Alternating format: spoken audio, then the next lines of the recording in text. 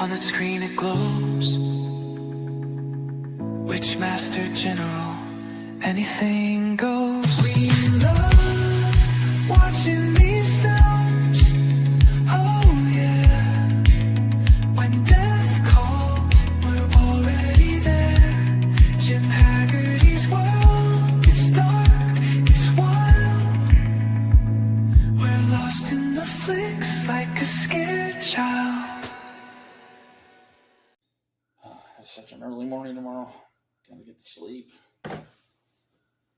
S'mores Indoors, the only channel that keeps me up all night.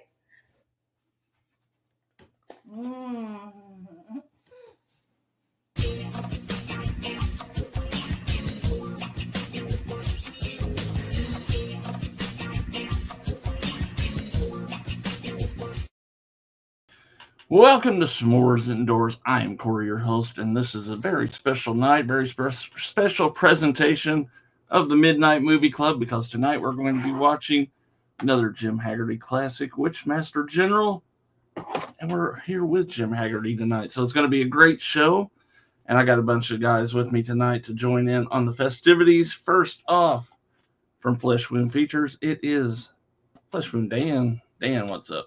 What's up? This show's been a long time in the making. We got the legend, legend in the green room. I'm excited. Absolutely.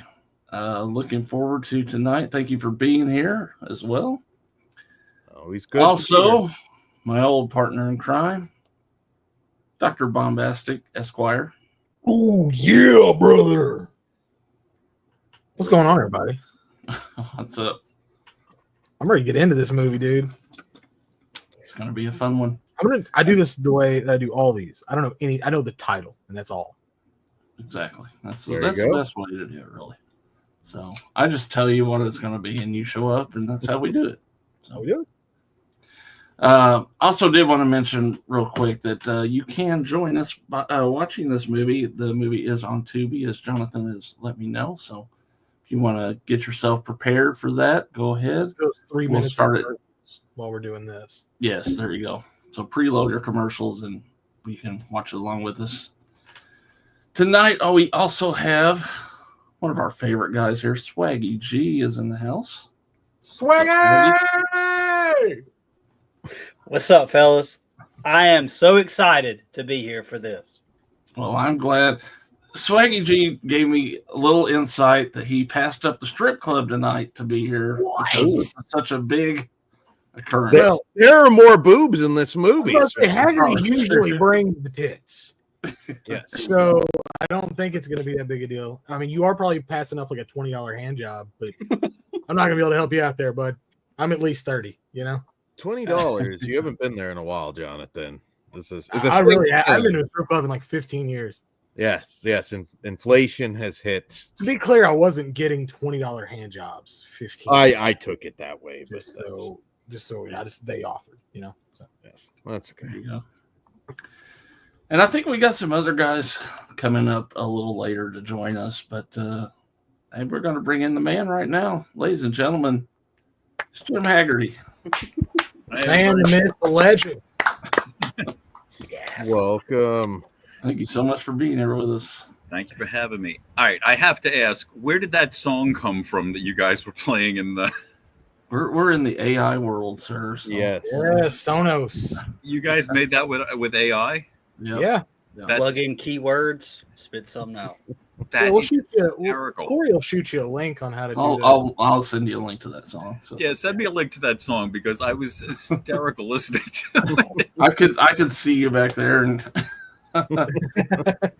yeah. Oh my god, that was very funny.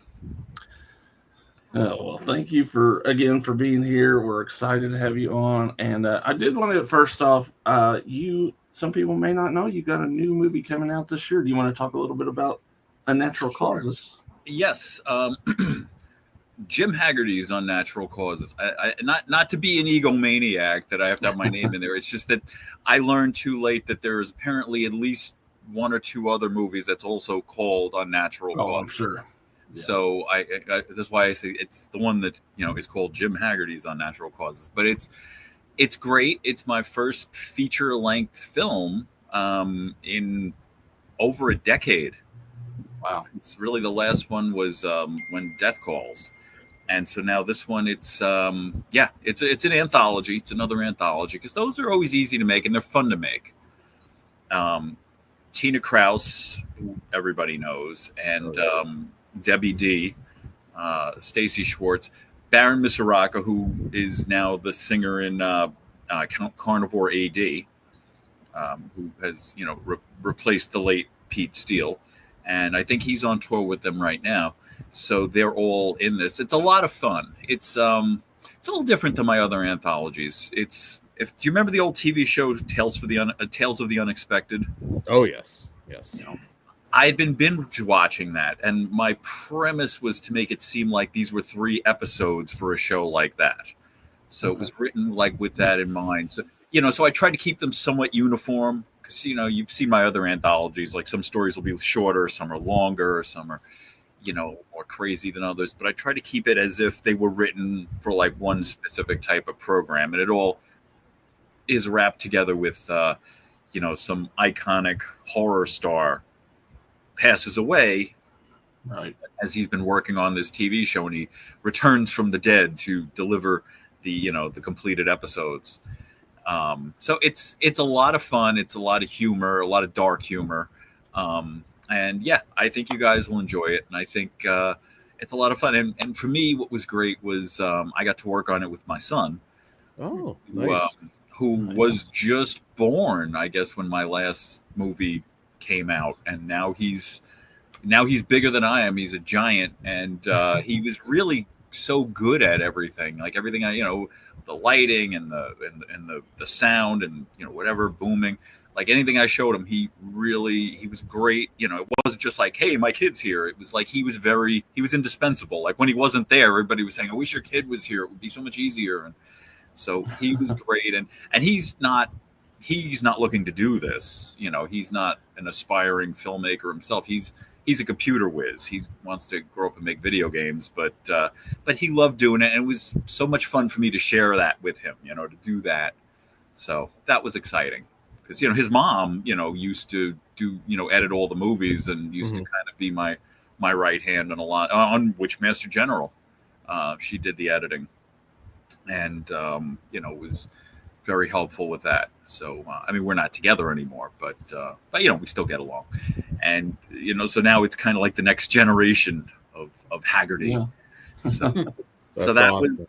So that was very cool, and it was great to work. It's great to work with not only Debbie and Stacy and Tina that were great that I've worked with before, but also so many great new people because I've been out of this game for a while, and my thinking is to always get the same people together. I'll call up this person, that person, but a lot of people, whether they've went on to other things or they're not maybe acting anymore, or I've lost track of where they are. I had to kind of look like I need new people, and I found such a good cast. So, I've kind of got like all the pieces in place. So I think it's not going to be another decade before I do another movie. So that's nice. Awesome. And it was so fun to do it again. Can we please get another installment with that puppet from Grave Danger, though? I need 90 minutes with this cat. There was supposed to be, well, you saw When Death Calls. Mm-hmm. That was originally called Grave Danger 2. And he did figure into it. But it didn't, the segment we had that wrapped around didn't work. We didn't like it. And it was actually my ex-wife that said, I think this is the best movie you've ever done, like these stories. But the thing that pulls it together, it's not good, and it's going to ruin the whole movie. So that's why we rewrote it, and I brought in my good friend Susie Lorraine, and we did the radio station thing, and then we had Tina Kraus to do the bit that kind of tied that in. So that was all over the map. That was fun. And that'll be out October, correct?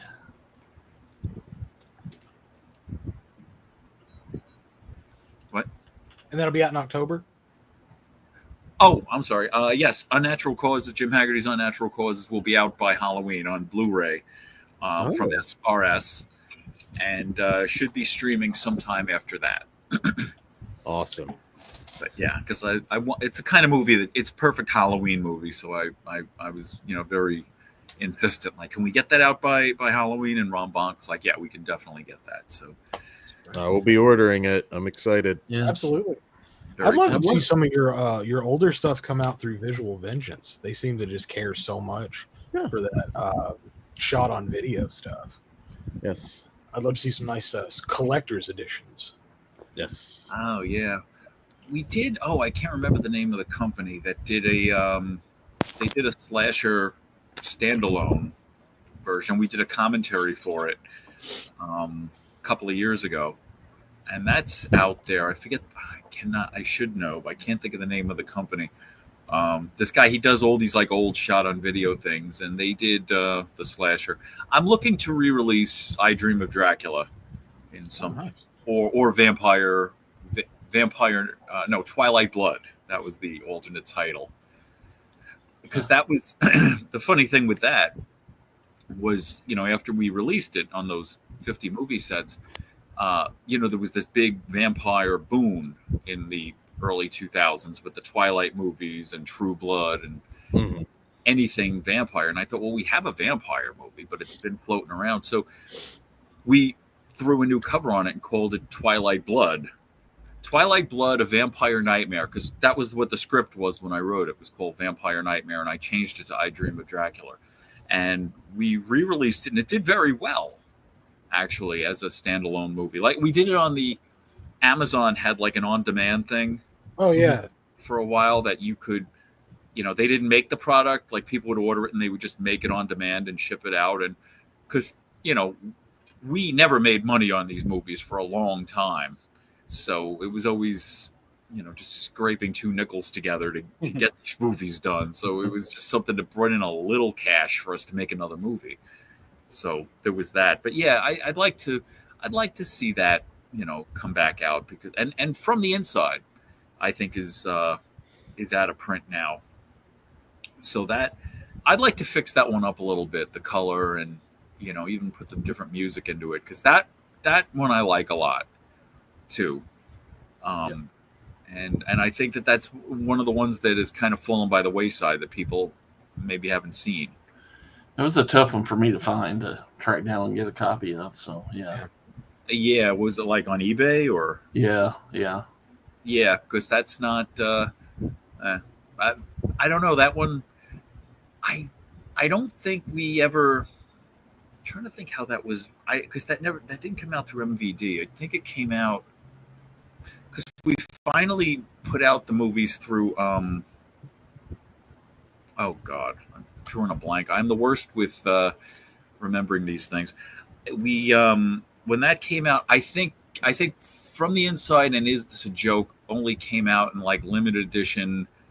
They weren't actual DVDs. They were like burned DVDs, like DVD-Rs, which I never like, because I don't feel that they're. I prefer everything to be kind of on a proper glass master disc that will theoretically last forever. Burned discs always seem a little iffy. So I don't think those were ever released. But then Is This a Joke has come out. We did do a proper release on that one a couple of years ago. So I think it's high time we put From the Inside out. And having just worked with Stacy again from the Inside, she's you saw From the Inside? Not yet, no. Dan has seen everything, by the way. That's the guy right above you. Yeah, good luck finding something he hasn't seen. Well, thank you. No, that she was the younger girl in that. Okay. The girl who shows up to the house. And so that movie was, I think we figured it was almost like 25 years ago we made that one already. And it was amazing because like the day, I picked her up from the train station to shoot her stuff for Unnatural Causes. I was like, Jesus, Stacey, it's 25 years later. You look exactly the same. So, and still such a sweetheart. Everybody loved her. It was a great time. So, old home week. So. Well, I want to welcome Monty to the panel here. What's up, What is going on, fellas? I'm sorry I didn't mean to be fashionably late here. I was running around a lot, and my old brain couldn't get the link together, but we got it together now. So. Oh man, did you get all boomered up? You couldn't figure out how to make it work? Oh, Monty. Bro, John, man, my brain. We're like the same age, dog. Come on. My brain is getting old, bro. I'm trying, man. I'm 44 years old now. My brain is like, ugh.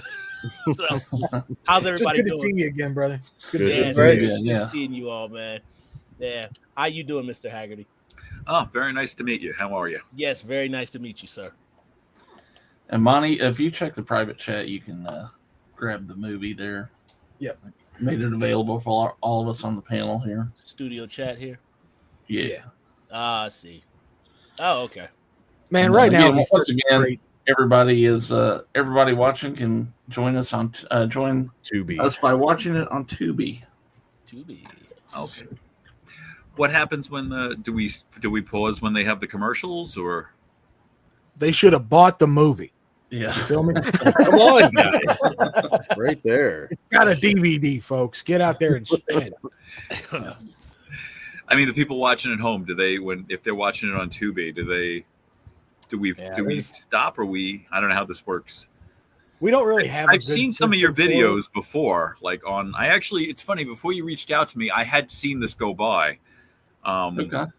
Because, look, I mean, it's not like there's a million people talking about my movie. So if somebody posts something, eventually it'll roll past me.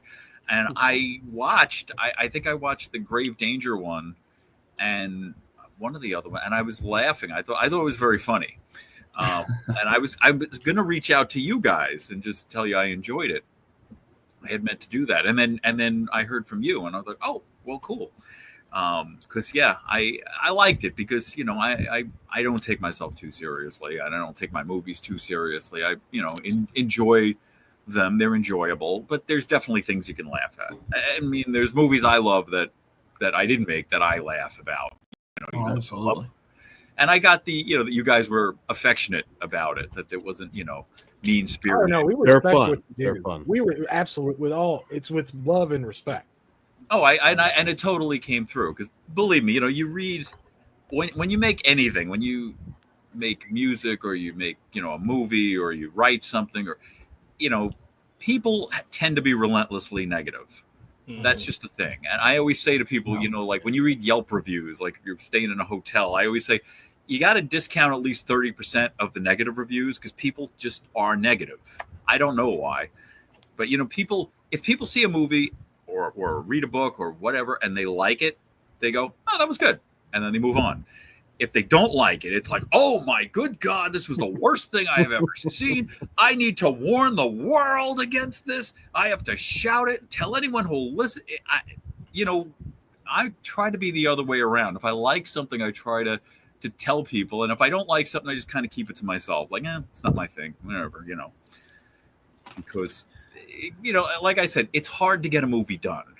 It's hard to see a movie to completion. A lot of them don't get finished. And that's, many actors that I've worked with have said, I've had many actors say, at least your movies get done. Like, I've done movies, I've done things, never saw the light of day. I've never seen it. And it's a shame, but it's true that, it's a hard thing. There's a lot of hurdles. So if you get anything to completion, you have my respect.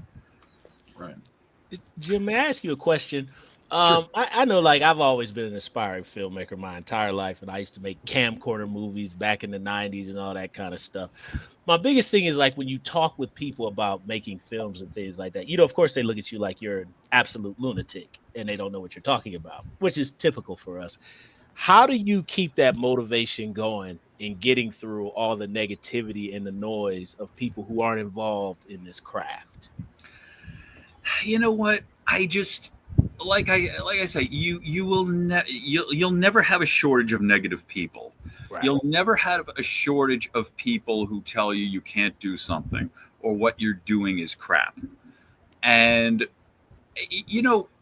we can all pick out people. We can all, I'm sure all of us can think of someone that's huge and famous and successful that we don't personally like. A singer that we're like, oh my God, this guy or this girl can't sing and they're awful. These songs are awful. These movies are awful. This person can't act. But they're where they are. Because if we're saying it, I'm sure plenty of people said it to them coming up and they still believed in themselves and they still persevered. And however they did it, they got that done. So I always say you can point to that person and knock them, but they're doing it. Right. And that's always because a lot of people have always knocked down stuff I did. And I just always, like I say, you don't take it seriously. It's not for everyone. Because, hey, whenever there's a Star Wars movie released, there's always no shortage of people that want to be the one to tell you, I've never watched a Star Wars movie, or I've never seen a Star Wars movie, or I've never liked any of these. And it's like, okay, but it's Star Wars. So, whatever.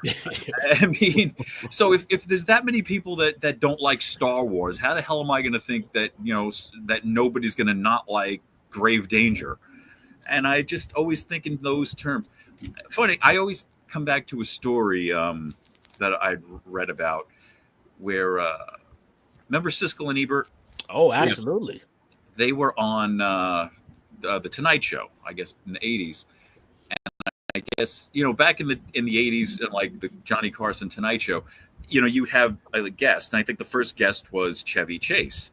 Oh. And he was promoting the Three Amigos. And then the way they would do it is the next guest would come out and like the first guest would move down. So they'd all be out there together.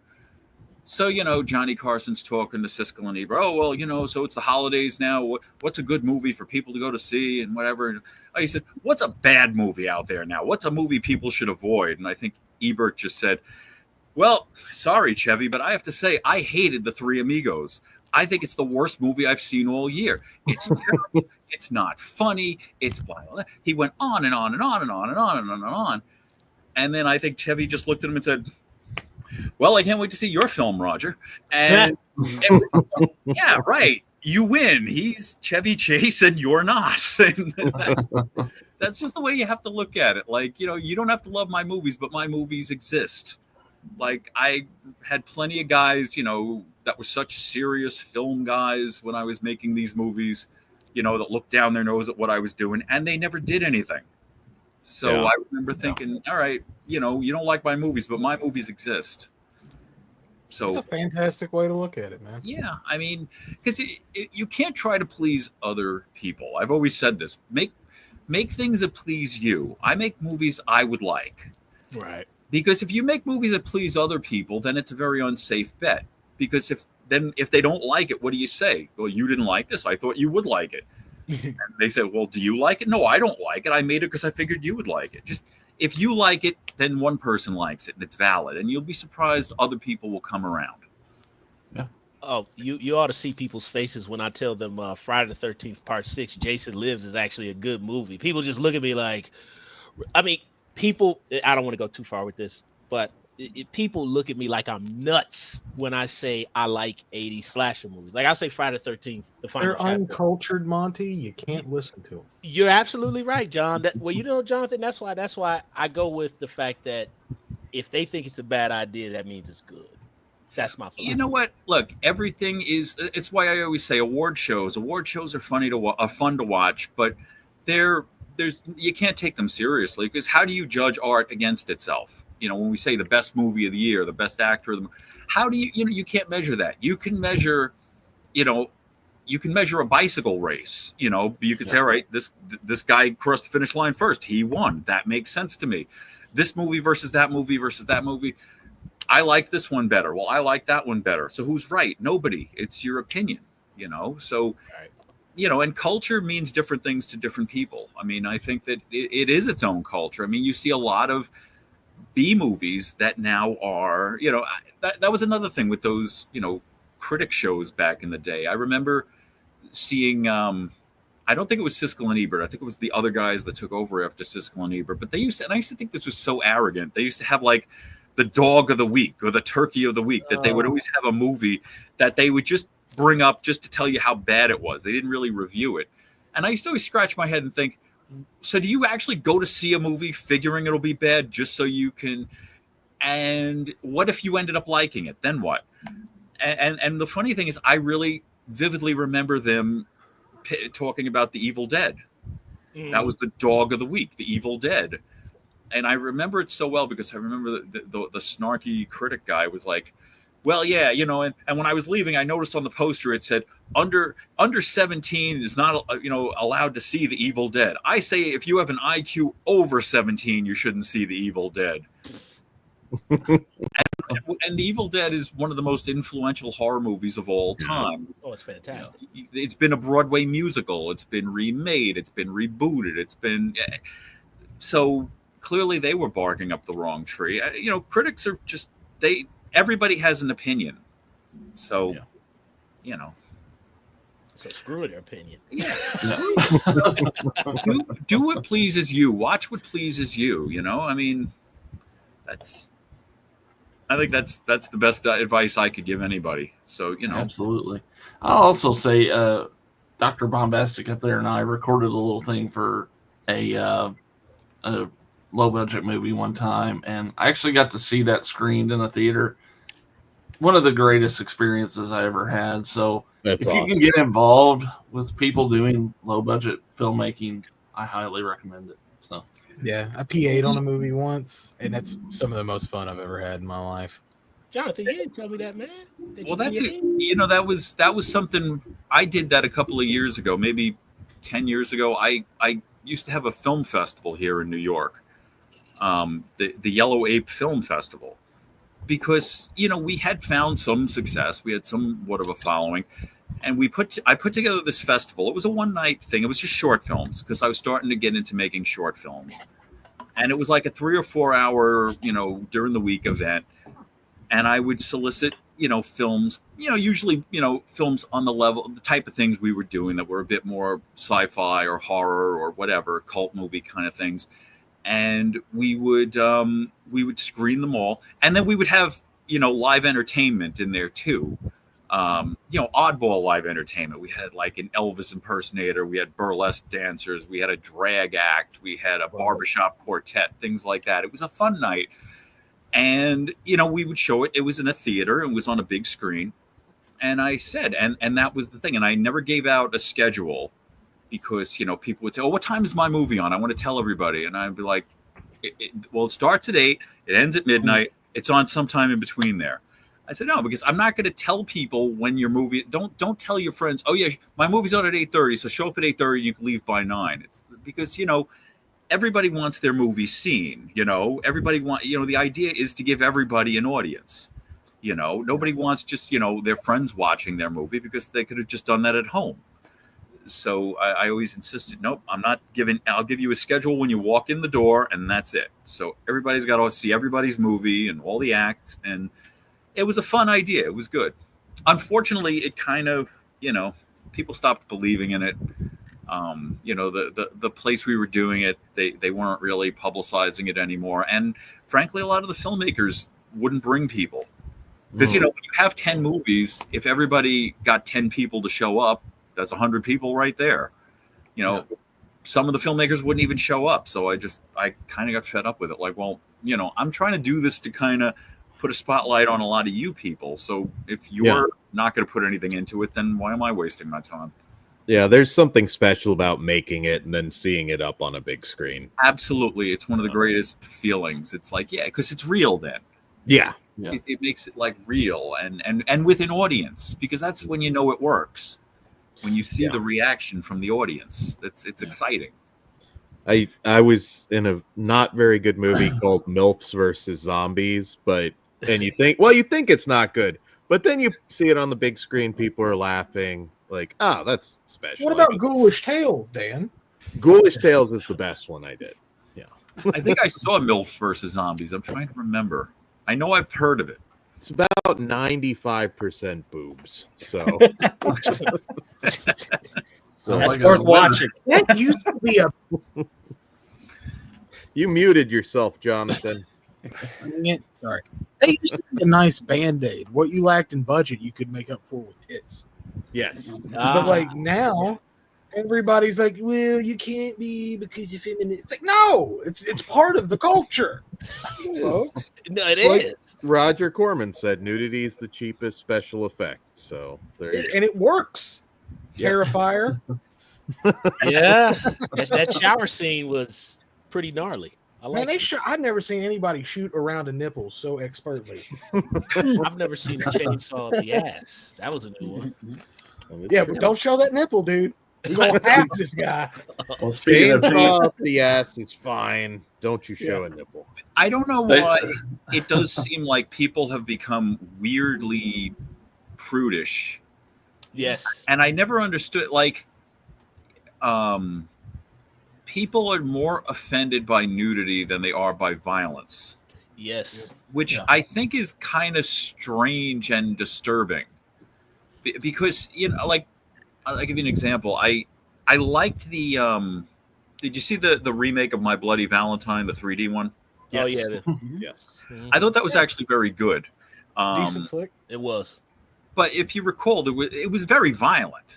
Oh yeah. I mean, even as far as a movie like that goes, the violence was pretty over the top. I remember the one scene stuck in my mind with Tom Atkins when he got the axe through his jaw and there was some scenes in it that was like, wow, that was a little much. And I'm not easily shocked, but it was a pretty violent movie. And then you had that one kind of prolonged nude scene with the girl chasing the guy in the cartoon with the bed in the hotel. Yeah.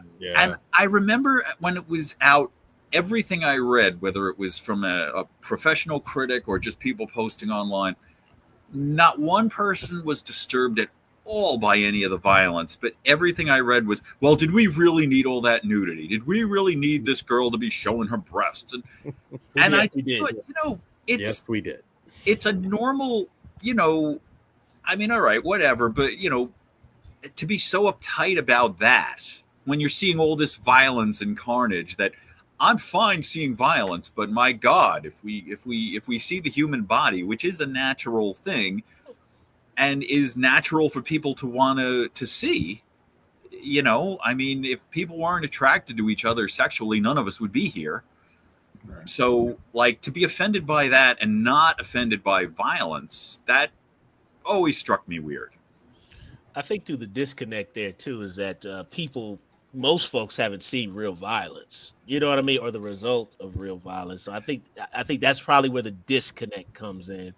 Yeah. For some of them. But, well, I always felt that we became very desensitized, probably in the 80s with movies a lot, because on the one hand you had slasher movies, which I enjoyed and were great, but I never was one to I enjoyed them more for the story, you know, and for the suspense or the, you know, the excitement, the thrill than the effects, you know. And I remember you'd read people writing into letters into like Fangoria describing like, I really liked the decapitation scene, but I didn't think that the part with the stabbing was as over the top and bloody as I thought it should.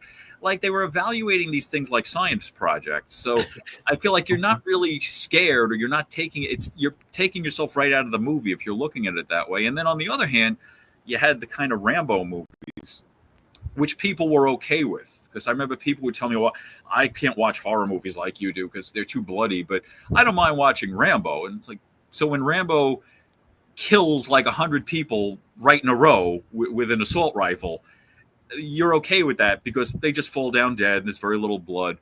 But the fact that you just watch 100 people be filed down, you're okay. Like, these are the things that desensitize you. It's like you said, that actual violence, actual war is a horrible thing. And, you know, if there's no shock to it, then that's a problem. You know, that if people are so desensitized that what they're seeing, you're not taking it seriously. You're not getting the impact of it.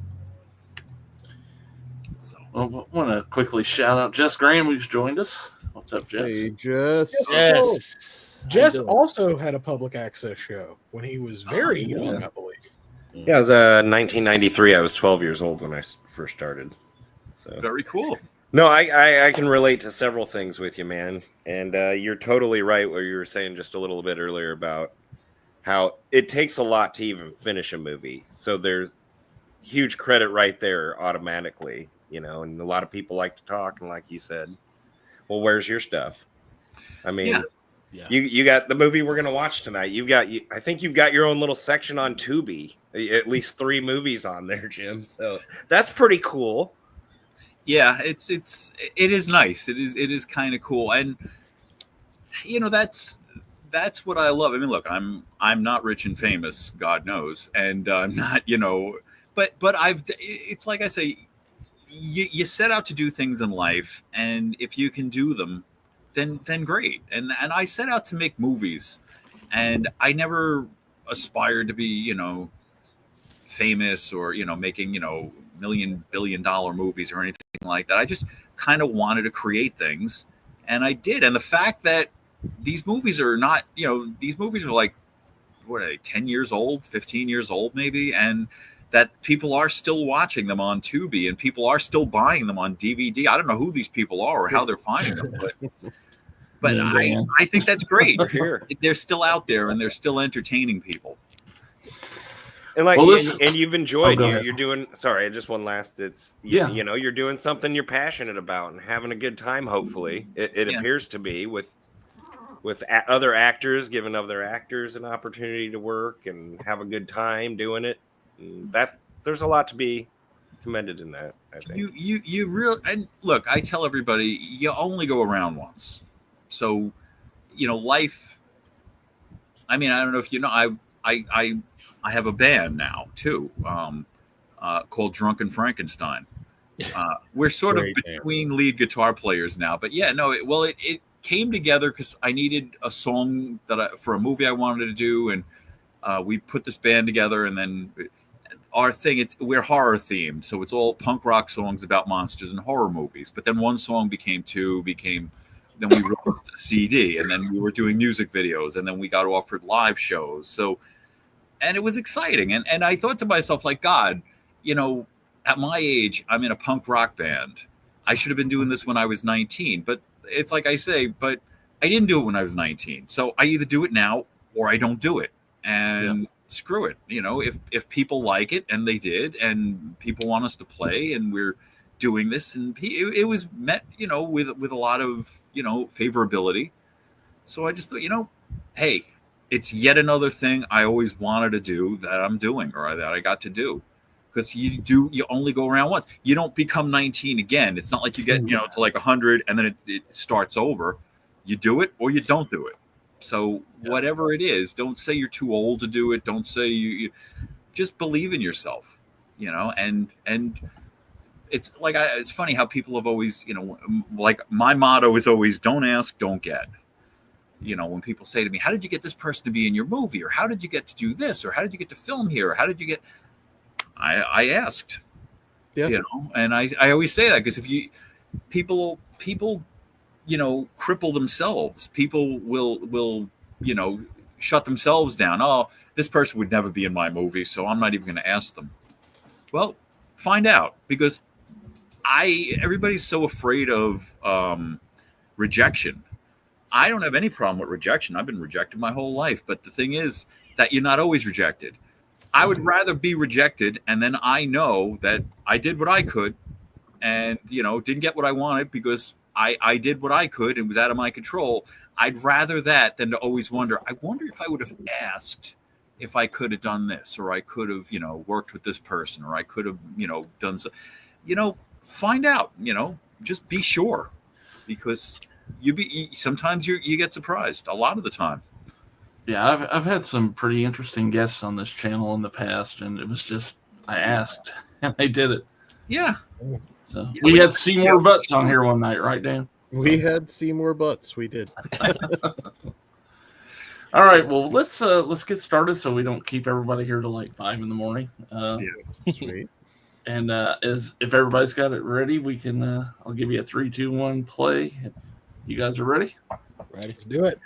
All set. All right, here we go. 3, 2, 1, play. There we go. So tell us a little backstory about this and how this movie came to be. Okay, is there a screen I'm seeing it, or are we just... No, we're just kind of... We actually didn't know if you'd want us to like show your movie on YouTube. You know what I mean? Yeah, I have no problem with it.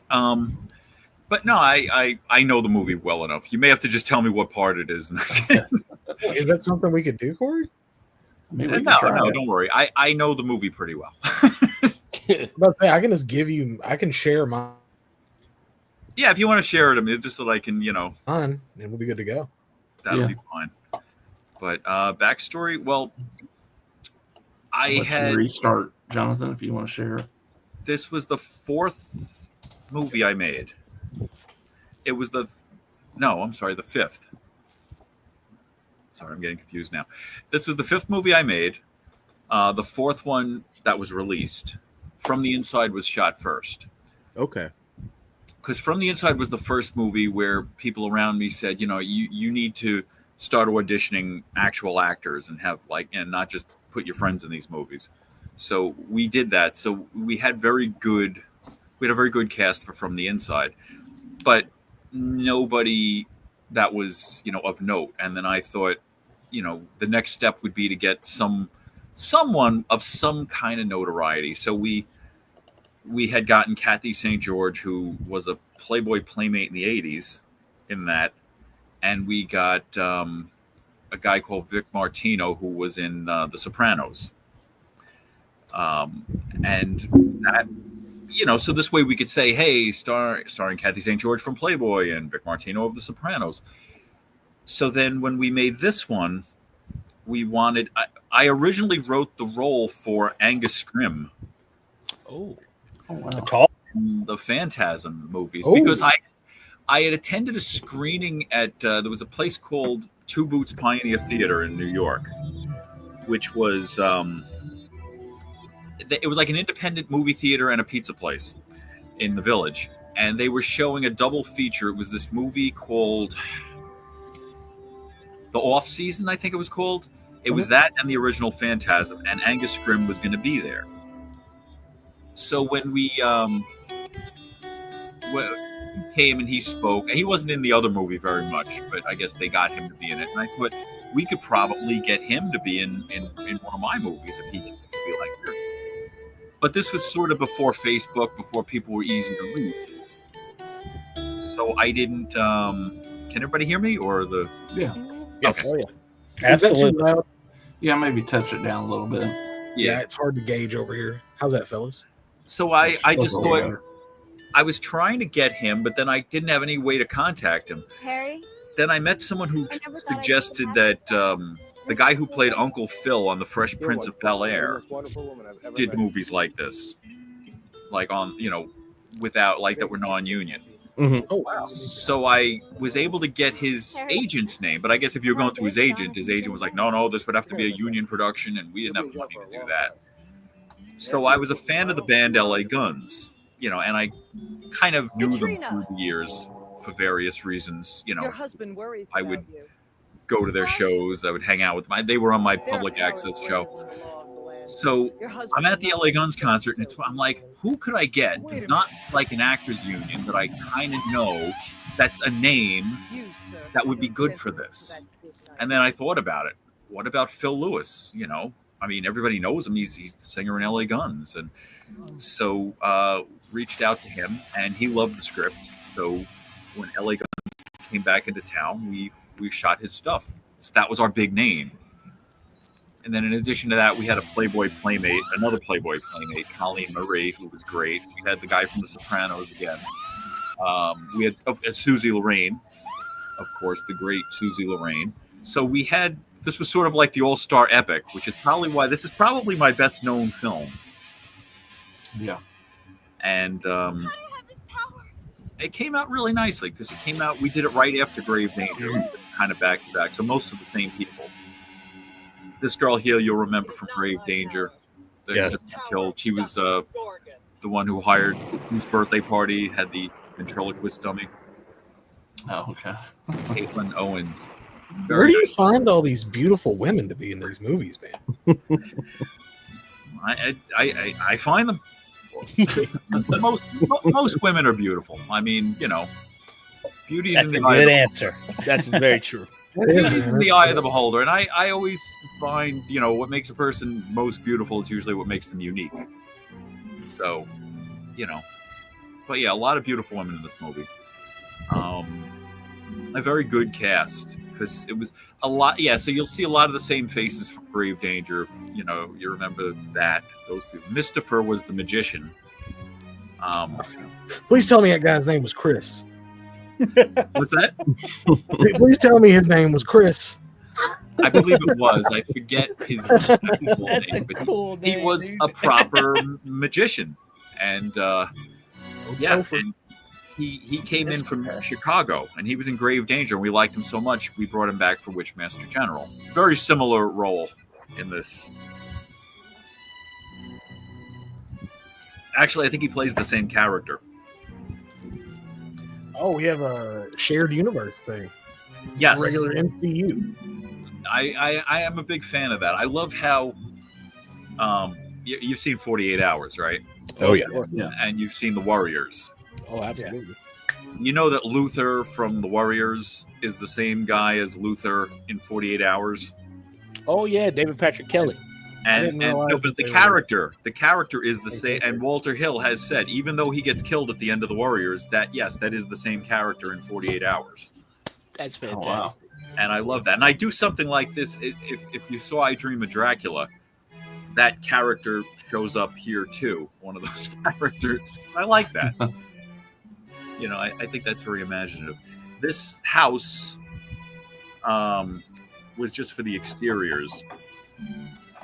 The interiors was where I got married. Oh wow. Okay. Because when we were looking for places to get married, we found this cool place which was called the Stewart Manor Country Club, and we went there. And the guy that ran the place, we got along so well with him, like I did, because he was like the same kind of guy as me, into movies, into the same kind of movies, and we would talk about movies for like hours. It'd be like 20 minutes of talking about how we're going to plan the wedding, and then an hour of oh, hey, did you remember this TV show? Do you remember this actor?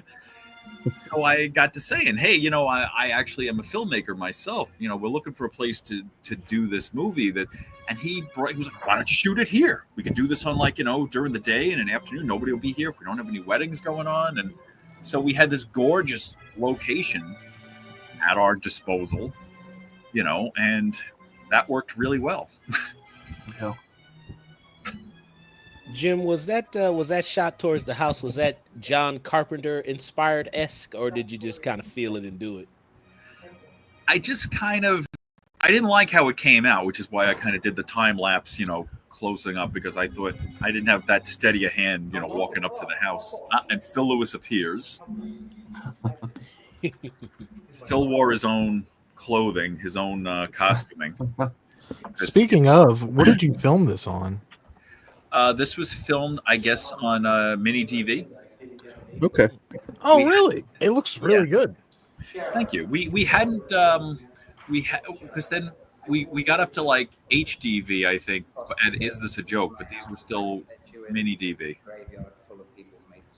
And the lighting's not great. We were using like work lights, like construction lights that you buy at Home Depot. Right. Yeah. But they illuminated the room well enough. You see, because then we thought this was the concept of having, we could do all of Phil Lewis's parts, at one time in the same location, and have it that he was put. This was my thought, even with having Angus Scrimm or someone, the thought of if we would get someone famous, we'd have them on set for one day, and we could have them somehow doing things that, he's doing these little voodoo things, then we see how it's playing out elsewhere. So that was like a late in life Cameron Mitchell type situation. And then this, of course, is the wonderful Susie Lorraine. Yes. And that guy was. I feel like we're getting close to boobs, are we? Yeah. That guy was in grave danger. He was the loud boyfriend at the party. Oh yeah. Oh, Who was mean to the ventriloquist. He had sunglasses on there too. Going with that Terminator look. I had sunglasses on here. I don't think he had sunglasses on the other one. His hair's different in this one. He was actually a very nice guy, but he is great for these kind of roles, like as a guy you just want to punch out. Yeah. But he was not like that in real life, I assure you. He was really a nice guy. You got that face. Very easy to work with. But he's got that face, and he really can do that delivery of like that kind of, yeah, whatever, man. Like that. That can irk you, and he was really good for the roles. But again, he's not a jerk like that in real life at all. He was very easy to work with, very nice guy. I haven't seen him in years. I don't know if he's still at it, but I hope he is. Susie was very prolific, particularly at this time. She was doing all kinds of stuff. Susie was great, and still a great friend. We were trying to get her into Unnatural Causes. That came close to happening, but she had some things going on. But I think next time we'll have her in, because we get along very well. Oh my gosh! Yes. Oh, this is what I'm talking. Yeah, I think I'd have had to have been just. You know what? I don't know what just happened to the camera. We're gonna have to shoot this like a few more times. I don't know what my man is doing. The lighting was off. We got to change this up. And I'm guessing he's not in that room right now. Now, was this private, Jim, when you shot? Was what? Was this On private? set? Like, meaning like you didn't have a lot of people on set when you shot? Oh, yeah. Anything like this, anybody that doesn't need to be there is not there. I always try to be very, very professional and, not make anyone uncomfortable. The funny thing is, really, often the most uncomfortable person is me. Like I'm trying to like not look directly at anyone and trying to be like, okay, well, we got to reset the light. So why don't you put your clothes back on? And sometimes they're just like, no, I'm fine. I'd be fine too. That's the thing. You want to find people that are comfortable doing things like that. Cause I don't ever want to talk somebody into doing something they're not going to be happy about. Right. I always say we're doing fun things. We're making movies. So I would never want someone to look back on a movie that they made with me that they weren't comfortable doing it or they're not proud of it. I want everybody to enjoy what they're doing. Some people are okay with nudity or whatever, and some people are not. So if someone's not comfortable with it, then find somebody that is. Yeah, there's people that are. or change it if you know. But if you feel it's necessary, then go with it. Then just find somebody that is, put them in a different role. When it comes to writing your scripts, are there places you find inspiration from, certain specific things, or? Well, it's funny. I took film classes in college, and they were all terrible. I always say that the best things that I learned more reading an interview with a guy called S.F. Brownrigg. You remember? Anybody know who he is? Yes, regional filmmaker. Yeah, from Florida. He made one of my favorite horror movies, which made such an impression on me as a kid, called "Don't Look in the Basement." Yes, and several others. In fact, my band has a song about that movie called "Don't Look in the Basement," because that movie scared the hell out of me as a kid, and I loved it. And he was interviewed in Fangoria in the mid '80s about his old horror movies. And what really struck me there is because he said, I never had a big budget. The way I always kind of worked around what I had. He said it's great if you've got some multi-million-dollar budget and you can let your imagination run wild. But when you're working with a budget, he said, first of all, I have my stable of actors. So I try to plan around, okay, this guy, I can use him again. So I have a role in mind for him. I have a role in mind for her. And just, if you find an interesting location that you have access to, write with that in mind. So that's kind of the way I do it. Rather than to just, okay, I need like a giant museum. And now I got to go finding a giant museum that's going to let me shoot there. It's easier to say, all right, we could use this person's house, or we could use, this person has access to an office. All right, what can we do that happens there? If you have access to something cool, put it in your movie. Yeah. But if you sounds like the Kevin Smith story, he had access to the quick stop and yeah. And that to me, that's really always been that's always been great advice that I've always followed. Work with what you have. Right. Because otherwise you can't get it, you may not be able to get it done, or you're not going to be able to get it done in a satisfying enough way. This guy was also in grave danger. He was the plumber that got murdered by the housewife in the second story. Okay. Whenever you're shooting this, what's like the average day? Is it like a 12-hour day that you're putting in and day out, or 14, 16? Probably 18, I would imagine. 24-hour day. Time management has always been a problem of mine, I can say. I've gotten better. With the new movie Unnatural Causes, we were better with not trying to do too much in one day. I think the first day and the last days ran over and had issues, but apart from that, we were pretty good with it. But no, from the get-go, when we did the slasher, it was chaos because I'd never made a movie before, and I would have us all over the place. Everybody would show up to my house at like 8 a.m, like 20 people. And they would just sit there with my daughter, who was a little kid, and her mother. And I would just kind of say, all right, you, and you. I need the three of you. We're going to go shoot a scene, somewhere in Queens. Everybody else, hold tight here. Come back in an hour. All right. Now you and you and you and you, we're going to go out to Long Island and do so. It was chaos. And we were, driving back and forth and just, so I find, find a location, do everything you need to do in that one location that day. But it does tend to run late. So I've gotten better with it. It's also good to try not have too many people, because then it becomes like a party atmosphere and everyone's talking, and it's getting like herding cats after a while. Yeah. Like, okay, people, enough. Now we're making a movie. Let's get back here. Yeah, then they get annoyed you're going too long that day, but yet they were the ones who kind of delayed it because they're all partying and having a good time. Fun. It's true. I mean, the right movie said it's a good time. And I don't want to be, I don't want to be the grouch, the taskmaster. You have something to do though. Otherwise, it's just hanging out. Yeah.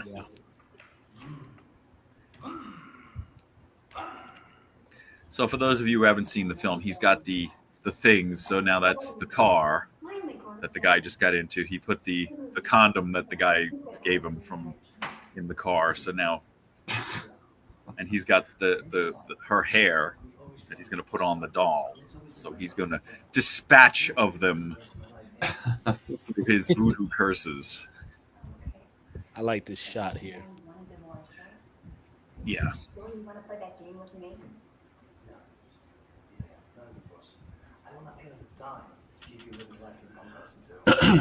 Jim, do you feel like it was easier to get your scenes done when you did like oneers like this with two actors in the frame at the same time versus you cut over the shoulder, over the shoulder, over the shoulder? Well, I always try to do like a master shot. Right. And then, do like the over the shoulder shots because, if you just have one static shot, it becomes visually boring. Right. And oftentimes, when we're running late and it's like, all right, we're already like 3 hours over. All right, do we have that? Is it all good? All the lines were said. Everybody sounds good. All right, let's, because it also gives you freedom. So you have a good take, except he said the wrong thing or he said it wrong. Then you can cut to another angle. So there's always that. This guy looks like a sports agent to me. Jerry Maguire right there. Yeah. He looks like the guy who stabbed Jerry Maguire in the back. Kind of sleazy. Yeah, exactly. Does have that lawyer look. Well, as they were saying, he's clearly got some sort of money, mob ties and money laundering and all that. So we don't quite know what he's doing, but it's not on the up and up. That's one of the reasons he can't get divorced, because she knows too much about his business. She's very pretty. Yeah, she's great. She's a great actress, great person. Very, very cool.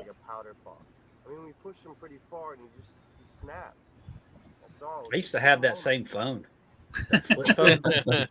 Is that the flip phone? Everybody had the razor. Yeah, the razor. That's what I think that was my ex-wife's phone. I think that was her old phone because he drops it. So we had to drop it on the pavement. So we didn't want to use somebody's actual phone. That was Susie Lorraine's car, I think. At the time. I don't know what she's driving now, but I believe that we used her car because it was a cool car. Excuse me one second. Yep. It's actually very hard what he's doing right now. He's very still in the way he's shooting this. It's very hard to be still when you're acting in front of a camera. Yeah. Uh-oh, here we go. He's very seductive in the way he's presenting this character. Yeah. And I think he has done a lot with shooting with mini DV, lighting and editing. Because I know Phil Lewis. I mean, of course, L.A. Guns, but I mean, he was also in Point Break and Harley Davidson and the Marlboro Man. And Out of here. Blank Check, actually, another one he did. Oh my God, Jonathan Taylor Thomas. Was it Jonathan Taylor? No, wrong person. Another '90s kid, I think. Yeah, he was on a sitcom though. I want to wait for 5 minutes, and you guys are talking about Jonathan. How on earth did we get to Jonathan? My bad. It's my bad, Jonathan. How on earth? Never know. Y'all already scared him away? I'm back. Yeah. All right. Okay, so now he's taping the car and so that the doors don't open. It seems like he's playing it sexually, or maybe I'm reading it wrong. The way Who's he that? touches things. The gentleman who's Phil Lewis. administering the curse, Phil Lewis. Oh well, yeah, he's supposed to be very sexy and very kind of. There's definitely a sexual element to it. Look at the way his tongue and his. I mean, look at them sleeves, Molly. Oh man, that's fantastic, man! I'm digging the hair, man. It's his I performance. want to see you wearing that next time we do a show. Oh, I will. I'll put the wig on too. But I don't. I want to be on that show too.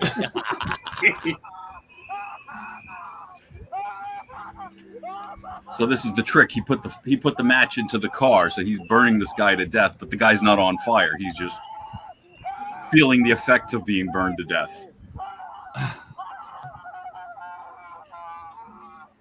To the old days. Saves on CG. What?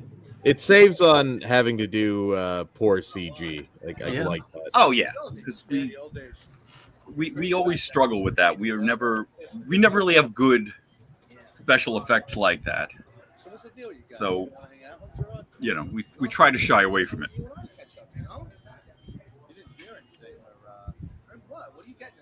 Mr. Bill Bixby, I remember the running gag. Yeah, that was inspired. This guy's character's name is Bill Bixby, and that is Colleen Marie from Playboy. Wow. Yeah, she was a beautiful woman. She became a veterinarian. She was a veterinarian in New Jersey at this point. Oh, okay. Because again, I was trying to find people that had some kind of notoriety. And, did you just answer a casting call, or did you just come across her? I forget how I found her. I knew that she was like in the area, and I don't even remember. But I just remember I was able to get a hold of her, and I said I'm making a movie, and she was up for doing it. So he followed all the guys that had borrowed people's dogs to go see her. There you go. And we did this in like a sports bar on like a Sunday night, and there was like some sort of game on, and we had to keep like turning the TV off or turning the sound off, and kept telling everybody in the bar to be quiet. Oh yes, that's just fantastic. This is art right here. Yeah. Oh. Oh man, look, it's great. Why can't there be a mirror right there? Exactly. Contractual obligations, sir. No, automatically, man. It's gonna be in the contract. How long would you take off between movies? You got to work so hard to get a movie done. You have to be exhausted. How long do you take time off between? Well, I mean, look, as I said, these movies really didn't make a lot of money. This was never my only job, Right. So it was more of like kind of being a weekend warrior. So, you're talking about these movies would stretch out for weeks and weeks. And then once they were done, to edit them and it was, sometimes we would still be editing one and I would make another one. Oh, you would just immediately start into another one as well. I always have more ideas than I have, time or money to do them. Which is why I like anthologies, because then it's almost like you're making several mini movies. Yeah. And I was making short films because then it was, you could bang out a whole like idea in a weekend. But anthologies are nice because if one story maybe doesn't quite work, you usually have a second chance to hit your home run. Yeah. I always like that, like a bag of treats, it's just like sketch comedy. Yeah. If one doesn't land, the next one will. So now he's drowning her, and she's not in water, but she's drowning. That is not easy to play what she's playing right now. That's what I was saying. That's a lot to ask. Yeah. Drown, but no water. How do you ask her to get there like that, Jim? To get to that place? I mean, that was really all her. I mean, I explained the concept of it, and I think she, I could say it was my brilliant direction, but no, I tend to like to let actors Hold that thought. do their own thing. I don't Who like is that? Unless God bless people are you. not God bless getting you, it, Jim. I like to really let them do it their own way and see what they come out with. So you And believe you in giving your actors a little bit of freedom? A lot of freedom, and usually I'm not disappointed. Even like I say to people, even with the dialogue, I say, look, this is not Shakespeare. So sometimes I say because sometimes people struggle with, we all have a way of speaking, Right. like words. Some people, there's words I use all the time that other people may not use. So when they say it, it sounds stilted. It doesn't sound natural. So I'll always say, well, all right, put it into your own words, as long as you get the idea across. If that'll sound more natural, if that's more natural for you to say. This must be an actual stripper. I think she did have experience doing that, yes. I think those two dolls on the shelf are the same ones behind you.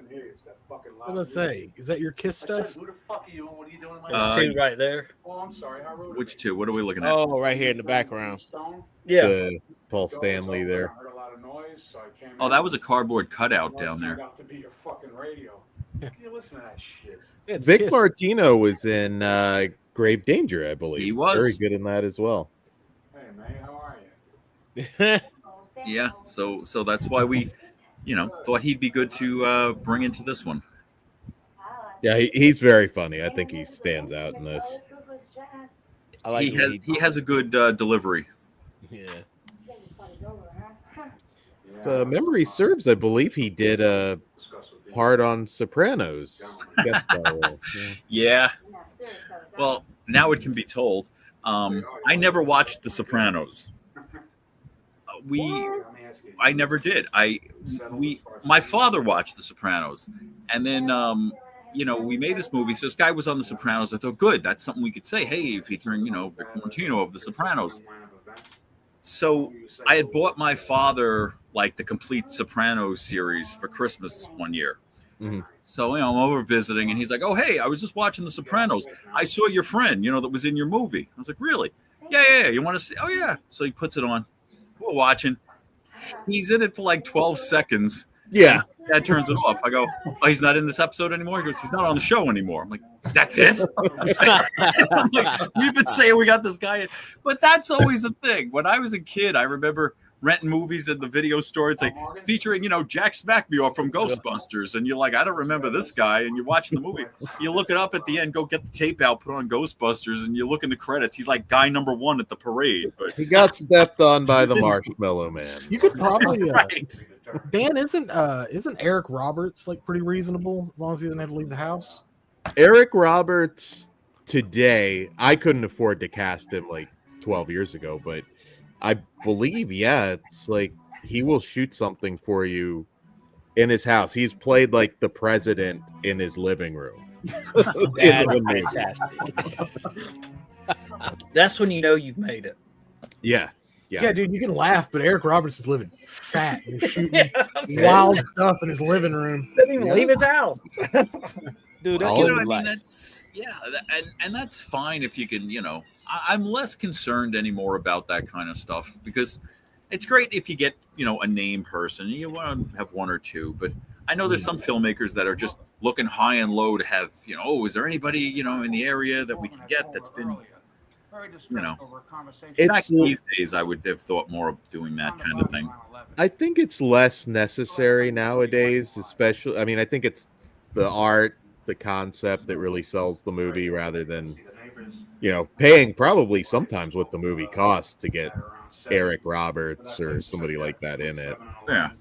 Well, it's also a region, a locational thing, Yeah. If I don't know where Eric Roberts lives, so I mean, if he's in New York, then sure. But if you have to fly somebody in, or you have to fly to them, and then you have to like put people up in hotels, then that's where it all adds up. Yeah. There are laws against that kind of thing. Anyway. He looks very creepy. Yeah, I mean, just his delivery is very, his eyes and the darkness under his eyes and the lighting. I think you'll see he's actually quite funny in this. He Very is good. He deserved more than 12 seconds on Sopranos. I think he would have been great in a bigger role. Well, yeah, I thought he was really great in Grave Danger. Yeah. And so, I gave him a bigger role in this. This scene was very difficult to shoot. It was a lot of dialogue, and I know that we had some trouble with everybody getting it.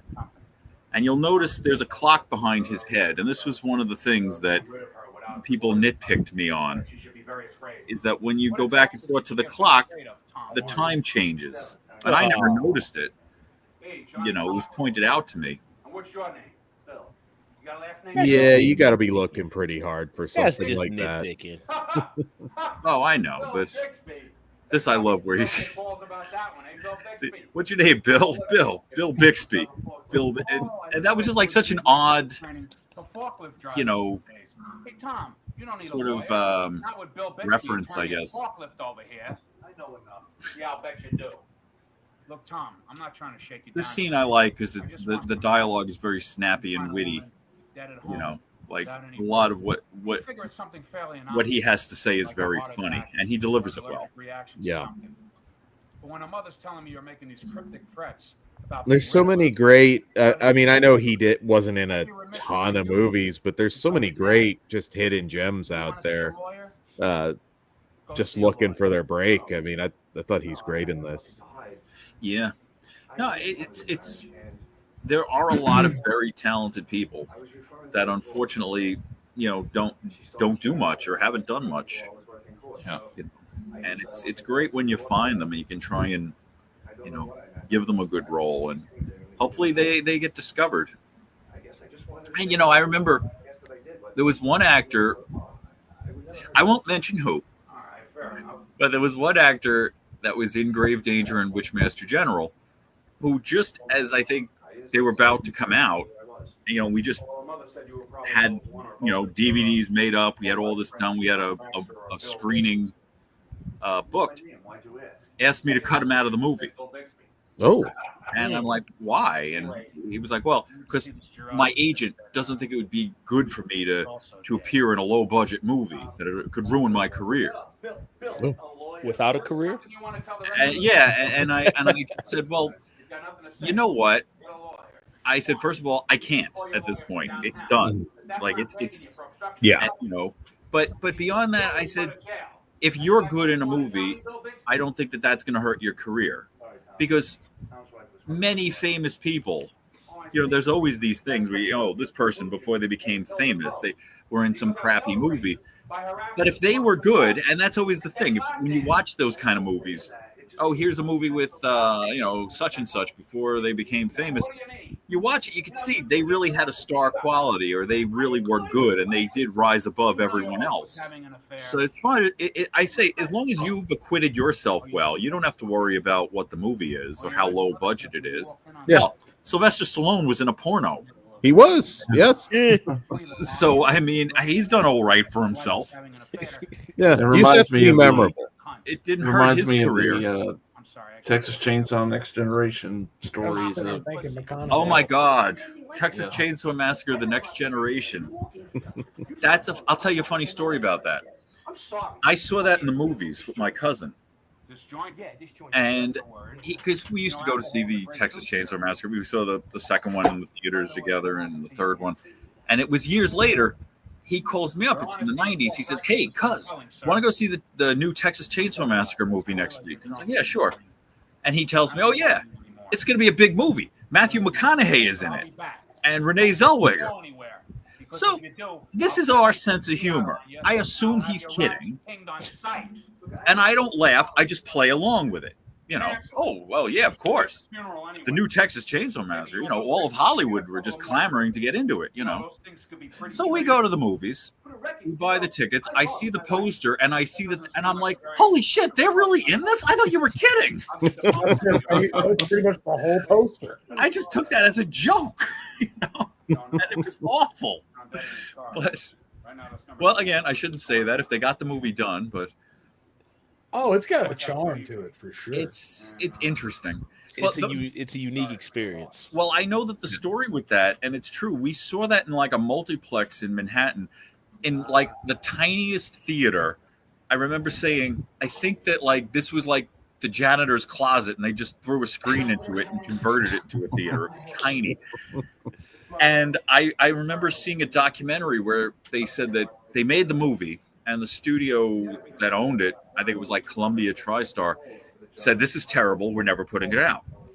And then Matthew McConaughey became a big star, and Renee Zellweger became a big star. So these guys were like, "Well, look, why don't you put it out now?" And they were like, "Well, now, I think they put out Jerry Maguire. They're like, if we put this out, it's going to make Renee Zellweger look bad." So they were like, "All right, well then sell it back to us and we could sell it to another studio." And they were like, "No, we don't want it to come out."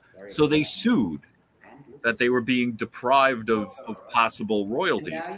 So then they just said, the studio were like, "Okay, then we'll release it." And that's what they did. They gave it like the tiniest release possible in like whatever the minimum of theaters, the smallest screens. So, it wasn't going to be a big hit no matter what they did with it. No. But it's interesting. I feel like in that movie, whether you like it or not, is indifferent. But you can tell those two are the biggest stars in the movie and have a lot of talent. Right. Precisely my point.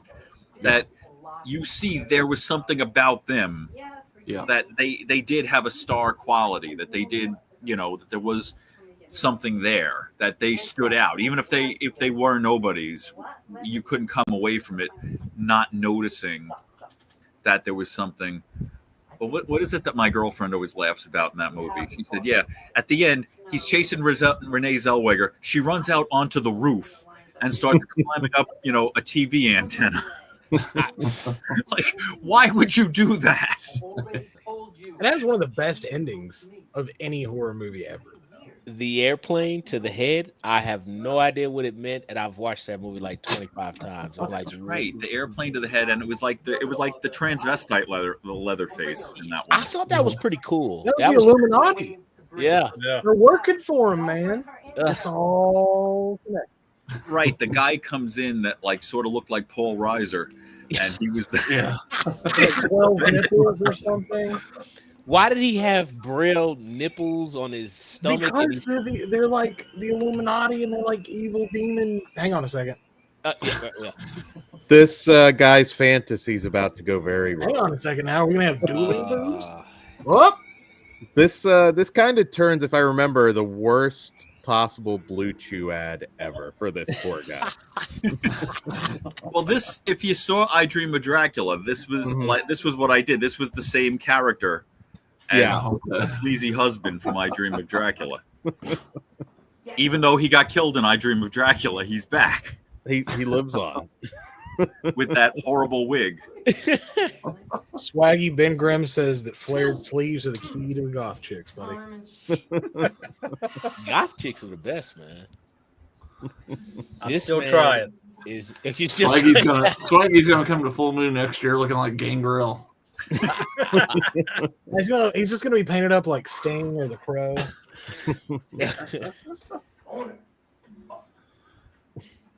Is he jacking off or taking a piss? No, he's taking a piss. Oh, Trying. That can be difficult. Oh, that's right. I thought he was getting pumped up first.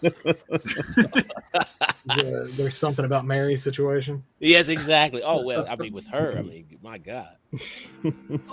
There's something about goth women that are just... No! That'll ruin your day. Oh, no. He no longer has a narrow urethra. It's been about 4 hours, and he's got to go to the doctor. Jim, did he get hurt falling over in the shower like that? No. No, he did. Okay. Apparently nothing so far, but She is absolutely. I thought he played that off real well. Yeah, he did. That's weird. Yeah, what's even weirder was I like the lighting here across their faces. which makes it seem all too. It's funny. I thought I guess I haven't really sat and watched this in a long time. I thought in that last scene we actually had a shot of something floating around in the toilet, but I guess we didn't, or maybe we didn't use it. Well, to be honest with you, you kind of fit the description. Yeah, well, your son detective. He definitely gives me a little bit of Gone Baby Gone, Ben Affleck kind of vibes. I kind of feel that a little bit from him. You know, that Dorchester kind of thing. To tell you the truth, I really. Really, I'm getting big. Go ahead, Monty. Sorry. Oh, I'm sorry. Go ahead, Jonathan. I'm sorry. No, I can't think of the dude's name now. Shit. He was big pussy in The Sopranos. Vinny Pastore. Yes. Satan, I presume. I've got something. Ooh, that lighting is creepy. Yeah, we just got red bulbs, and we probably could have just tinted this red, but I think it looked good that way. Does that disorient you when you're shooting these, like with these red lights like this? Not so much, as long as we could see where we're going.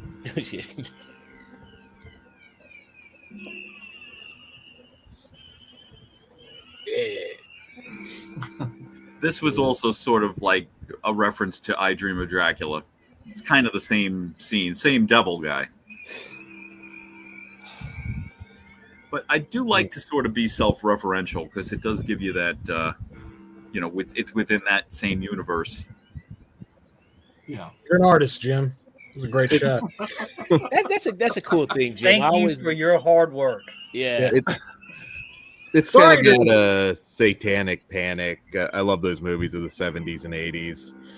Well, yeah, and with this, like the shots of the eyes, I was thinking very much like old Bela Lugosi, like, White Zombie or Black Dragons with, the constant, and I think they did that a lot to pad the running time, but it still worked.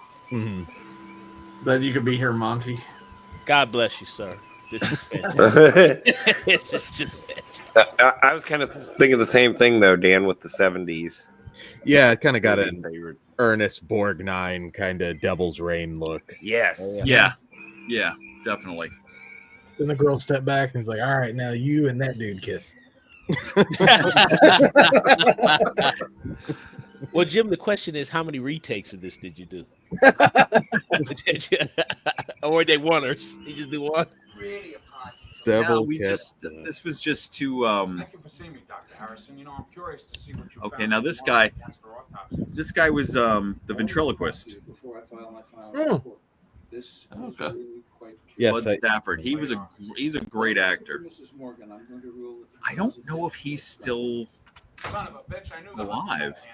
Hold on, let me finish.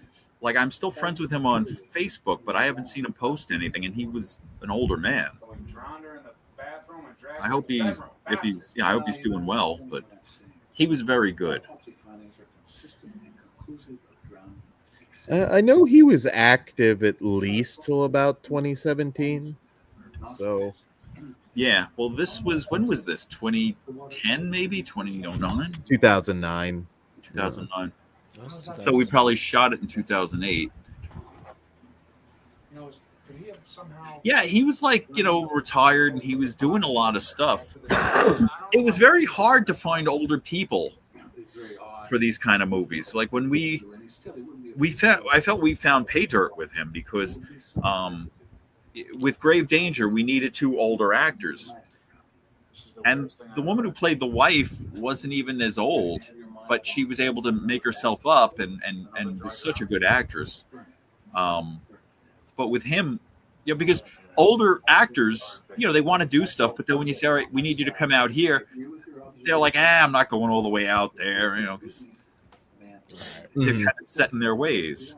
So he was willing to come in, and he was very good. I mean, to me, those scenes with him and his wife in Grave Danger, are very moving. And yes, very. Some of the best stuff I ever did. I'll tell you a funny story. At the premiere, I think for Grave Danger, my mom said to him after, "You were really wonderful. You should be in a real movie, not stuff like this." Oh my God! Thanks for the love. Yeah. Thanks, Mom. You're never a star in your own house.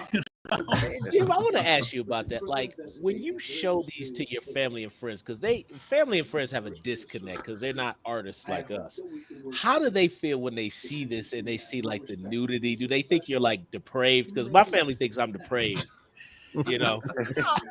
My parents, they're both gone now. Sorry. But they were very good. They were very supportive. They loved the stuff I did. My mother was not into these kind of films. My father understood it a bit. But my father is in Grave Danger. Oh, really? That's his awesome car that picks up the ventriloquist at the end of the segment. Okay. Oh, nice. And he's the evil driver that comes and lets him out of the car and drives him away.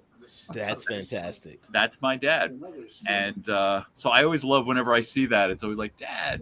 But no, they were always very supportive. They used to love coming to the premieres and seeing what I came up with. And, of course, my mom would go, oh, all these naked women. Son, does it have to be so violent? But No, they were great. They were always very supportive, which, you know, I very much appreciated, and always encouraged me to do. I think, you know, what any parent should do is to always be very encouraging to their children. You know, to do what, you know, to follow their dreams and do whatever makes them happy, which is what I try to instill in my own kids. Absolutely.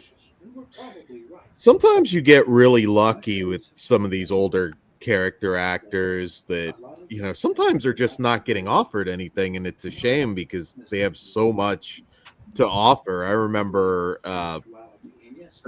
casting a guy who he did local theater, but he was so good, and he had a career in the FBI. And I just remember thinking, like, he's got pictures with the Reagan, Obama, like, why are you in our movie? And he's like, well, it's fun. Well, that's the thing. It's funny when you get to a certain age, and I am at a certain age. I always feel like, looking back, I feel like I've lived several lives. You know, there's different periods of my life, different times of my life, and, you know, I was and it almost feels like I was in different movies. Like, I was this guy at one point, and then I was that guy at another point, and, you know, it's just another part of the journey, and it's exciting. And I'm not ready to wrap it up. I'm like, well, what's the next thing I'm going to do? Absolutely. And that's what these guys, like this guy that you're talking about, he was this FBI guy, and he was, you know, with the presidents, and now he's acting. Now he's doing that. My uncle is in one of my movies. He's in From the Inside, and he's very good. If you saw From the Inside, he was the cop. Okay. And he did does a lot of regional theater. He hasn't done that much lately, but, you know, he was in insurance for many years, but he always was interested in, you know, theater and film and whatnot. So once he retired, he pursued that. It's like, why not? You only go around once. Do all the things you wanted to do. Yeah, absolutely. Yeah. You know, that's one thing.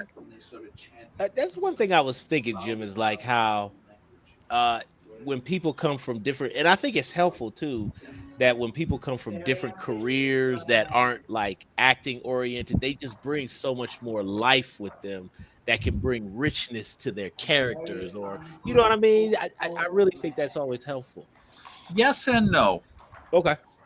I mean, it's funny because, you know, I've had people in my movies that were not really actors, that were essentially the roles I gave them. They were sort of playing themselves. Mm-hmm.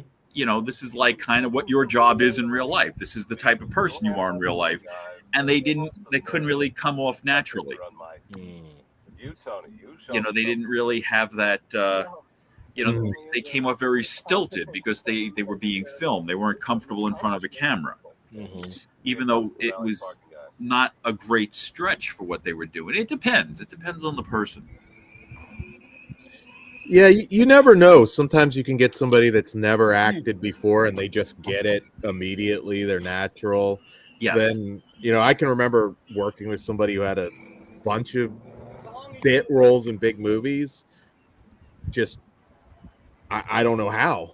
He just couldn't remember his lines. So it's always a gamble.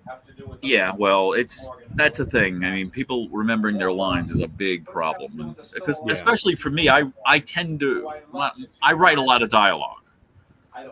You know, I will always, there's always a lot of dialogue in my movies, so there's always a lot to remember. So it's always a struggle if people don't remember all their lines. Yeah.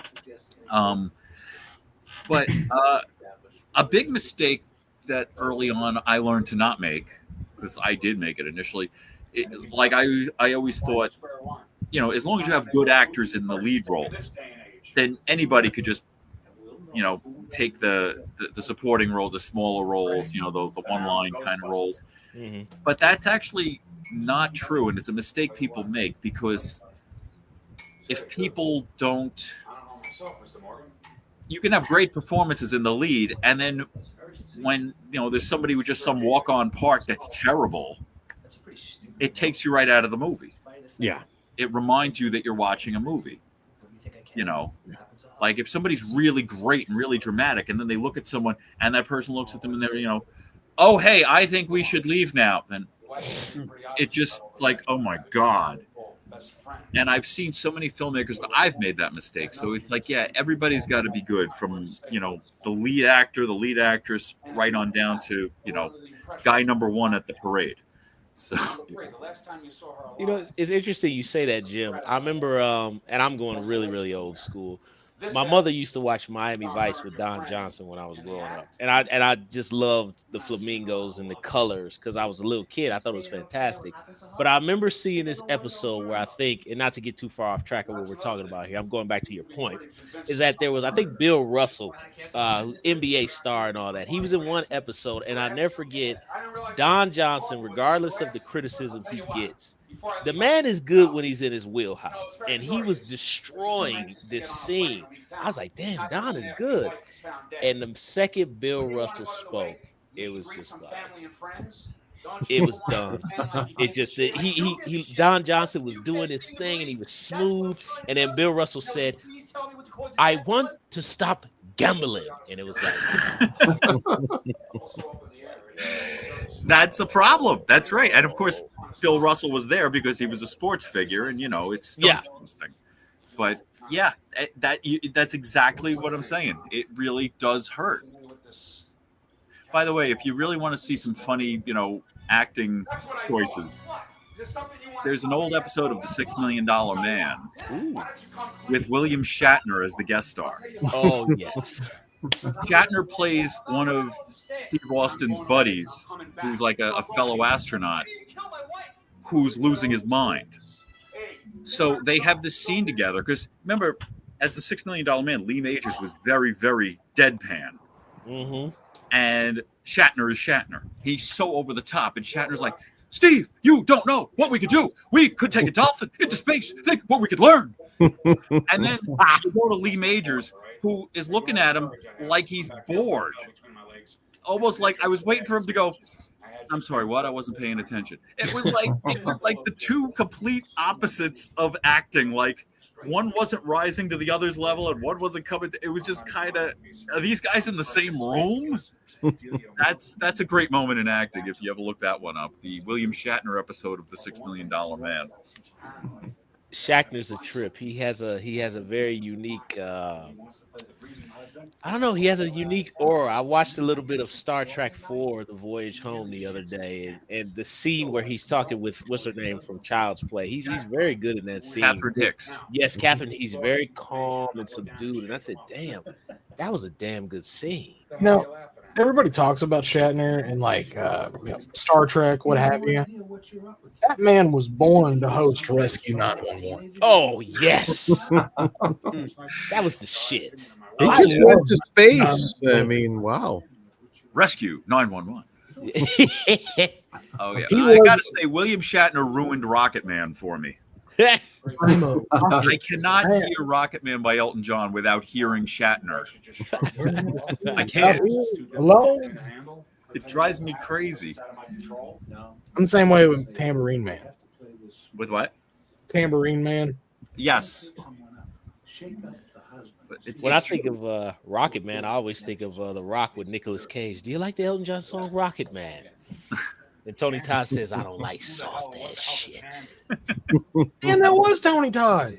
That was, yeah. Tony Todd was in The Rock. Good catch, Monty. All right. Yeah, which I rewatched that recently. I said, fuck, The Rock is starting to look dated. I'll be dead. Yeah, I straight up cried in the theater during Bloodlines when he's giving his farewell speech. I haven't seen it yet. I got to catch it. I liked that movie a lot. I thought that was really, really good. That really worked, that last. Yeah. So the Final Destination was really good because of that movie.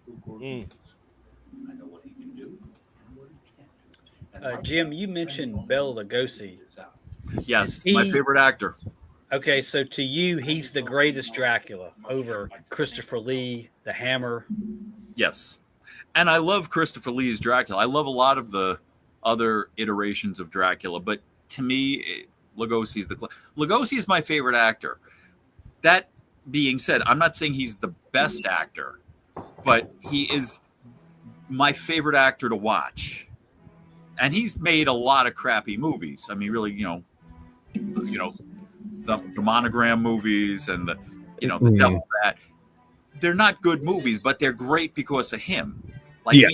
whenever he's on, and that's just what I say. No matter how bad these movies are, when he's on screen, it just comes to life. There's just a magic that he had, an absolute, and he really never got the respect he deserved.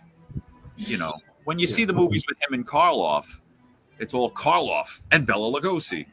And even some of them, he was like underbilled. Like, did you see Friday the 13th? Black Friday. It was originally called Friday the 13th, but Black Friday with him and Karloff. Yeah. He struggled, well, with a lot of personal stuff, obviously, but it was sad because he wasn't able to stay as relevant to the mainstream as long as Karloff was able to. And well, he also, I mean, that was the thing. It was his accent, because with Black Friday, Lugosi was supposed to play the professor, and Karloff was supposed to play the gangster. And Karloff didn't feel he could do justice to the gangster role and wanted the professor role. Instead. Or no, the professor that was turning into the gangster, that was supposed to be Karloff. And no, now I'm forgetting it. But the two leads, it was like Karloff and this other guy who was the professor that was possessed by the gangster that kept having the double. That was supposed to be Karloff. And Karloff didn't think he was up to it, so he wanted the other role. But instead of switching him, they just gave Lugosi a bit role because they didn't think Lugosi could play the double role well enough, where he absolutely did. When you see movies like Bowery at Midnight or Invisible Ghost, I mean, he definitely could have pulled it off, but they didn't feel that he'd be bankable as such, and that's a shame. It would have been a better movie. Yeah, I agree. But no, he was great, and I think that after his death, like nowadays, he gets a lot more respect than he did when he was living. Yeah. That's how it goes, sadly. But did you see Ed Wood with Johnny Depp? I really liked that, and I resisted seeing it for a long time because I thought, all right, what is this going to be? Oh, hey, the worst movie ever made, ha ha ha, kind of thing.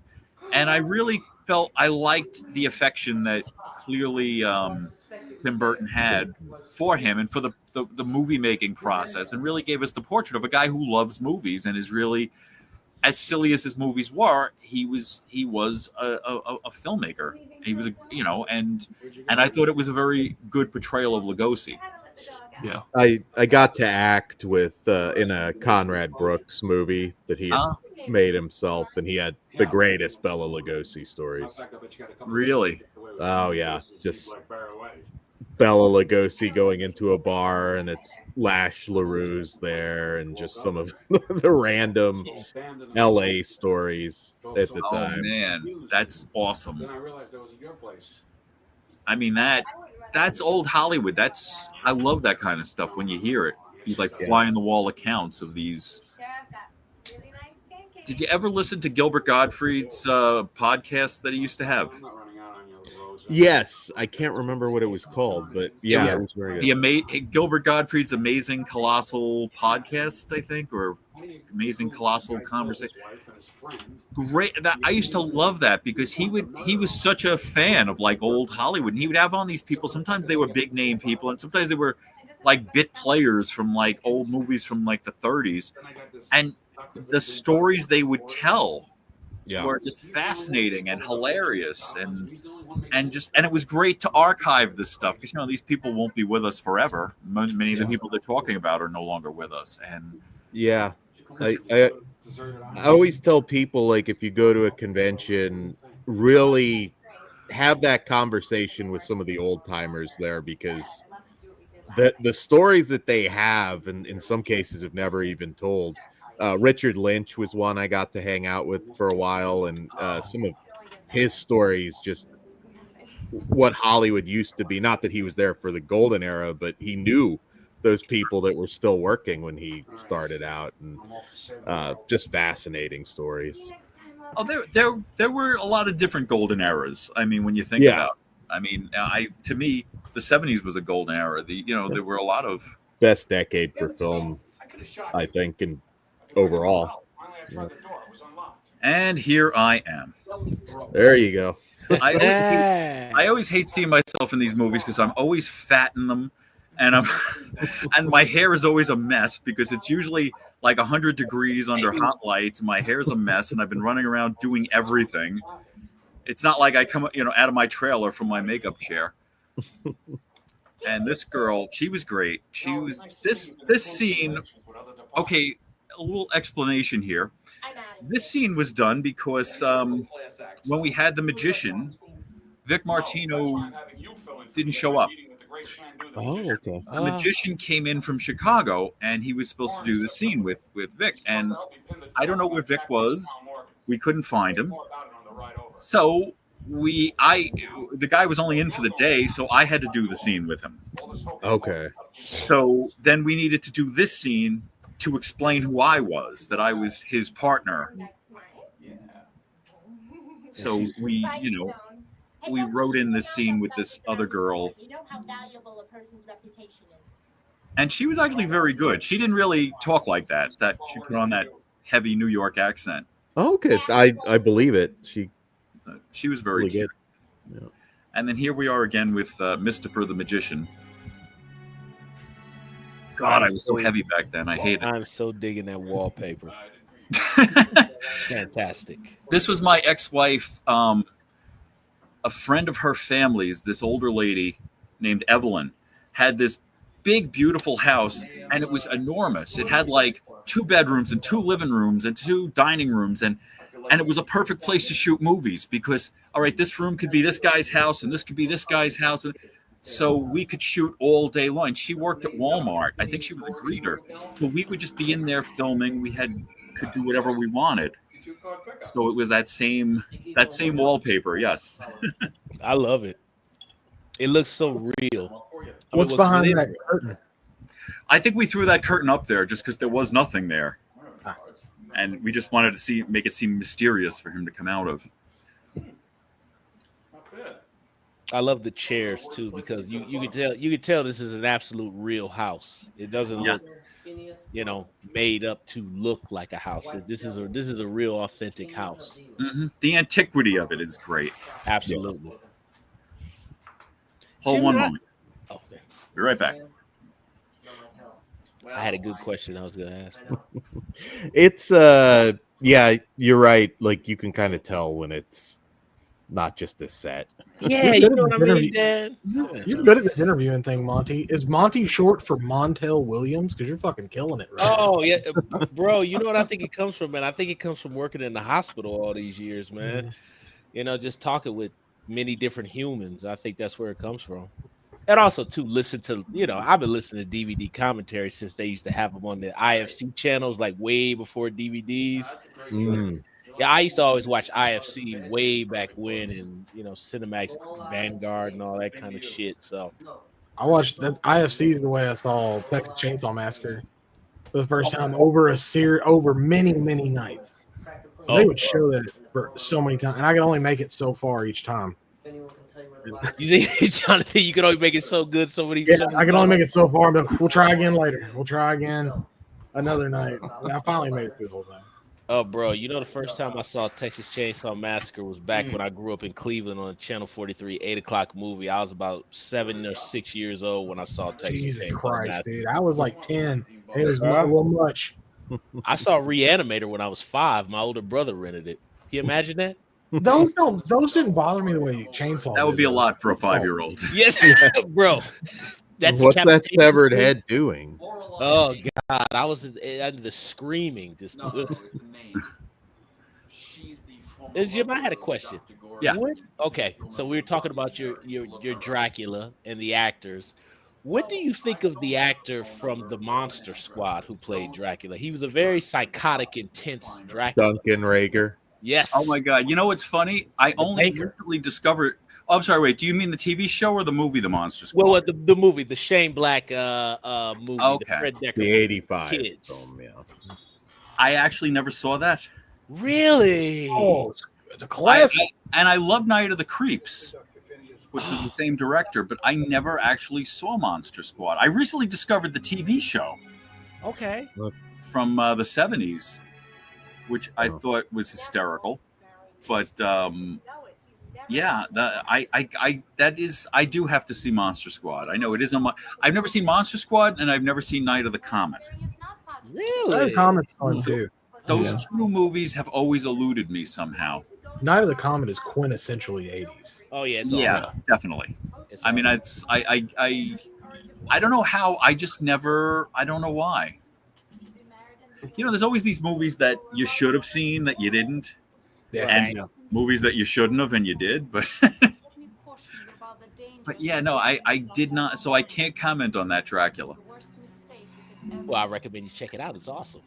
Of course, you know, the best Dracula is the Dracula from Al Adamson's Dracula versus Frankenstein. Oh wow! I like the Frank Langella Dracula. Yes. Yeah. Well, and I love that version of Dracula, that movie. I think it's great, and I just always, the only thing about Frank Langella's Dracula, his portrayal, is like everything in that movie is so well done as like a period piece. Like it looks, the sets and the costumes and the performances seem so of that era. And then when Dracula shows up, Frank Langella looks like he just walked out of Studio 54. Like he looks so 1979. Yeah. He's like just stepped out of a disco. Yeah. It's kind of like, huh? Like there's always that something a bit incongruous about him. I think he was good, but he definitely, and I don't know if that was by design for some reason, since Dracula's sort of timeless. Like a man at a time or something. Yeah. But he definitely seemed he was from 1979. Everybody else was, you know, from 200 years ago. Yeah. But I do like that version a lot. It's a good movie. Yeah. But you talked about the Christopher Lee Dracula. The scene I think that comes up after this, where the morgue guy, the coroner, comes and meets with Dr. Gorgon.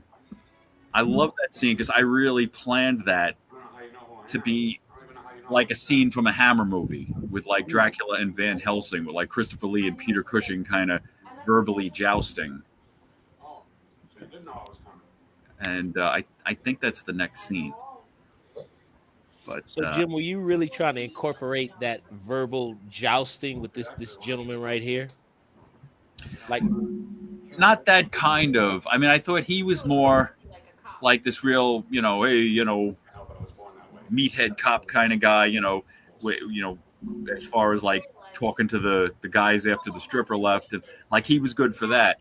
But this was more like the coroner is the guy who understands what this guy's doing with the voodoo and the black magic and all that, and you know, in that he's kind of letting Dr. Gorgon know that he's on to him, and Dr. Gorgon is kind of, you know, knows that this guy, you know, it was a different type of vibe. Right. Whereas with this guy doesn't understand any of this. He's talking to her to try and understand what he's up against, and he doesn't. But ultimately has to figure it out. Because he's coming into this whole thing like he really doesn't understand the gravity of it, like at all. You can see it in the way he's talking to everybody. He doesn't. Yeah. He thinks it's a lot of hocus pocus nonsense, right. But he can't explain it either. So he sort of has this sort of unholy alliance with the coroner, who he half believes. Right. But so I think that it worked, because what I liked about this movie, it tied together a lot of very interesting, colorful characters and gave them, you know, kind of all their moment and their place in the story. It's always fun when you can take characters and who are like, you know, maybe exaggerated real people, exaggerated versions of real people, but put them in these extraordinary situations where they have to respond or behave in a certain way. It's just, oh man, that's the fun part of it. Well, yeah, I mean, my favorite movie is Alien. Oh, fantastic. And I mean, really, what is that? Alien, and another one of my favorites is Night of the Living Dead. And both of those movies really, like, what works best about them. I mean, Alien is a movie with real people. It's not Star Wars. Star Wars is a fantasy where, you have the hero and the heroine and the mercenary and the evil, where with Alien, these aren't exceptional people. These people are just working stiffs. These are people you run into all day long that, reek of cigarettes, reek of coffee, hate their jobs. They're just like, workers. They're just regular people like you and me. Mhm. And what happens when, the shit hits the fan? Who rises to the occasion? Who falls apart? And the same thing with Night of the Living Dead. These weren't extraordinary people. And they just were people who were thrown together by circumstance. And that's in zombie movies in general. I mean, aren't the most interesting characters in zombie movies always the humans? Oh, yeah. The zombies are just a faceless, nameless, faceless. And I would even extend to that genre Assault on Precinct 13, because in many ways I find that to be a variation on Night of the Living Dead. I know it's a remake of Rio Bravo, but is that not the same premise, that there's just this nameless, faceless army out there trying to get in, and these people are trying to pull their resources and work together to keep them out? And that's the way they actually attack them too, just like zombies. And that's the way they get shot. Right? They just fall down dead. They don't react like living people. Right. Which is why that movie is a masterpiece, by the way. Oh, I love it. It's fantastic. 10 out of 10. Napoleon Wilson, one of the coolest characters ever. Oh man. And I actually even like the remake. I mean, I know people might be questionable about that, but I thought it was I thought it was a very good remake, I thought, of that film. I finally watched the remake. I finally caved in and watched it. I didn't hate it. I thought it was good. I didn't think it was necessary. I didn't think you needed to remake Assault on Precinct 13, but I thought it was fine. I didn't I thought it was better than I expected. I was actually very surprised. I heard Carpenter say that he thought he liked it. I was like, ooh, okay. Carpenter liked it. All right. Yeah, I don't think Carpenter liked Rob Zombie's Halloween. Ooh. But he went it. Well, look at what me and Carpenter have in common. I didn't quite like it myself. And actually, the world at large hated that movie. I agree with what Carpenter said, is that, part of what makes Halloween click is the mystery of it. Why does a little kid suddenly kill his sister? Some things don't need answers, and sometimes leave things open to the imagination. Yeah. And if you're gonna because he comes from this terrible family and he's this and he's that, then we're explaining him away. It takes away the mystique.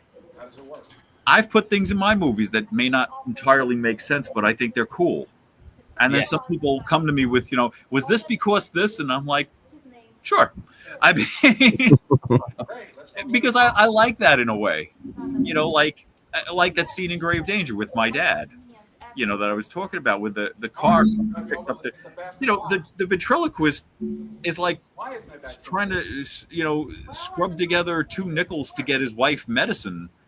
How is it that he has like a car, come pick him up and a chauffeur, and where's that come from? It comes from, we had a really cool car that we could put in the movie, and it gave it kind of an interesting ending. And some people you could look at it like, maybe, did she just imagine all this? Was this all just her fantasy? Who knows? Here's that scene. Not to be disturbed. Don't let me disturb. Harris. Dr. Jonathan Harris. See, they kind of know each other. Forensic science. How was Phil on set? I know he was terrific. He was a complete gentleman, complete professional. And I'd known him previously, and I've seen him through the years. He's a great guy, very talented, and he was nervous about doing it, but I thought he really performed wonderfully. He did, yeah. I think.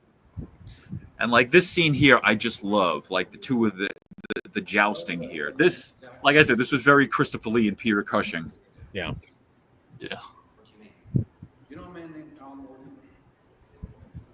I mean this in the most respectful way possible. He's incredibly sexy, and I don't mean that like in a like homosexual way. I just mean he's very alluring the way he's playing this. It's got to be sexy. If it ain't sexy, we don't eat it. He's very sexy. He is. He's good. You know, people. Well, he is. I mean, certainly, yeah. I mean, you know, to admit that someone is sexy. I mean, yeah, people are sexy. It's funny how I always say that some people are sexy that are not even. How can I put this? And what you want me to tell you? Like, Lady Gaga is sexy. Yes. Reese Witherspoon is pretty. Hell yeah, she is. Yes. Lady Gaga is sexy. Yeah. And there's always, you know, Steven Tyler, Mick Jagger are sexy. Yes. They're not necessarily handsome in the classic sense, but there's a sexiness of them. Right.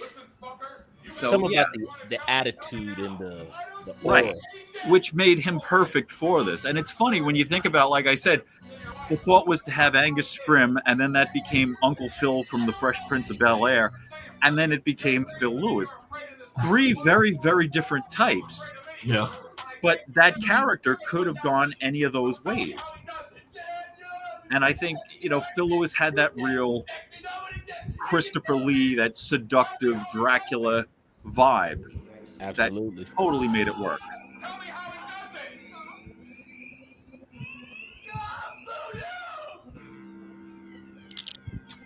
Oh, Gotcha.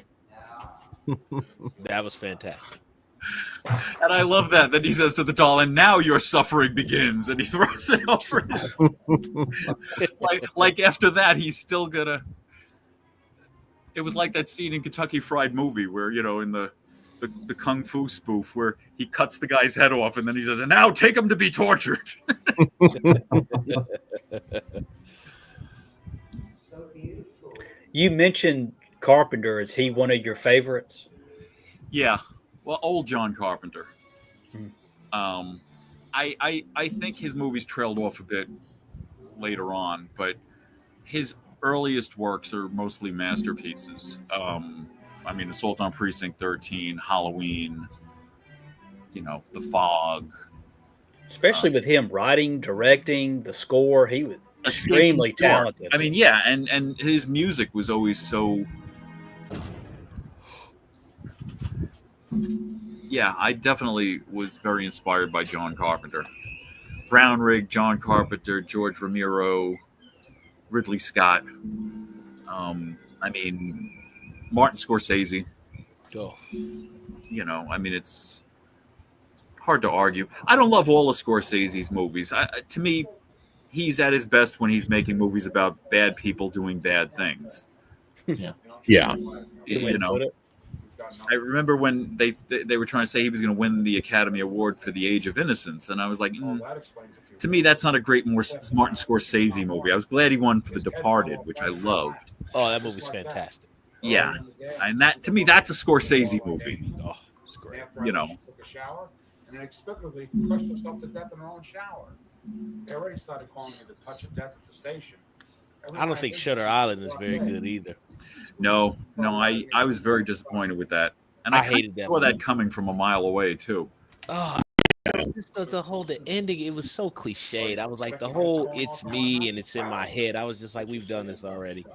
Like, Yeah, you know, it wasn't. It's not the fact that it was already done. It wasn't done well, in my opinion. I didn't like it. I gotta say, I also and people don't agree, but I didn't like his Cape Fear either.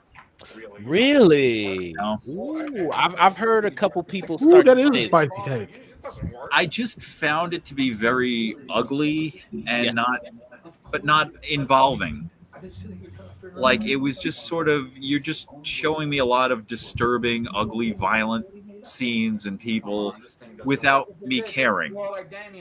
And he overdid it too. I felt like I was watching a first-time filmmaker using every trick that he's learned in film school that the camera can do.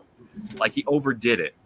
Robert De Niro walking towards the camera when he got out of prison and all that kind of stuff. The camera shots going from, you know, to negative. It just seemed a little over the.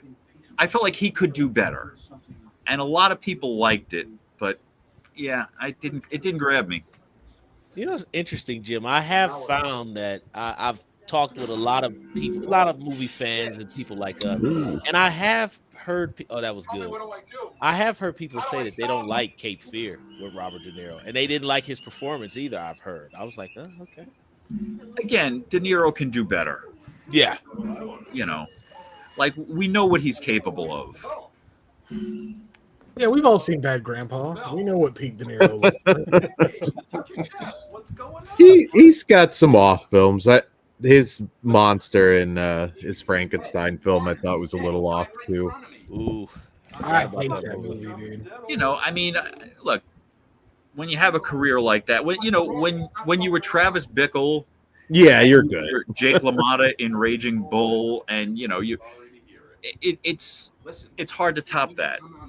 Yeah. You know, I mean, De Niro is amazing, and one of my favorite movies, Midnight Run.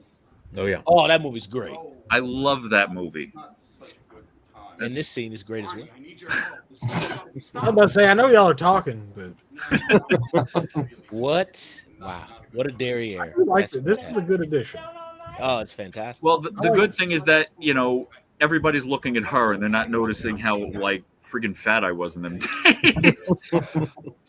And how I'll I be had honest that with you, Jim, I didn't notice the couch was red. Yeah.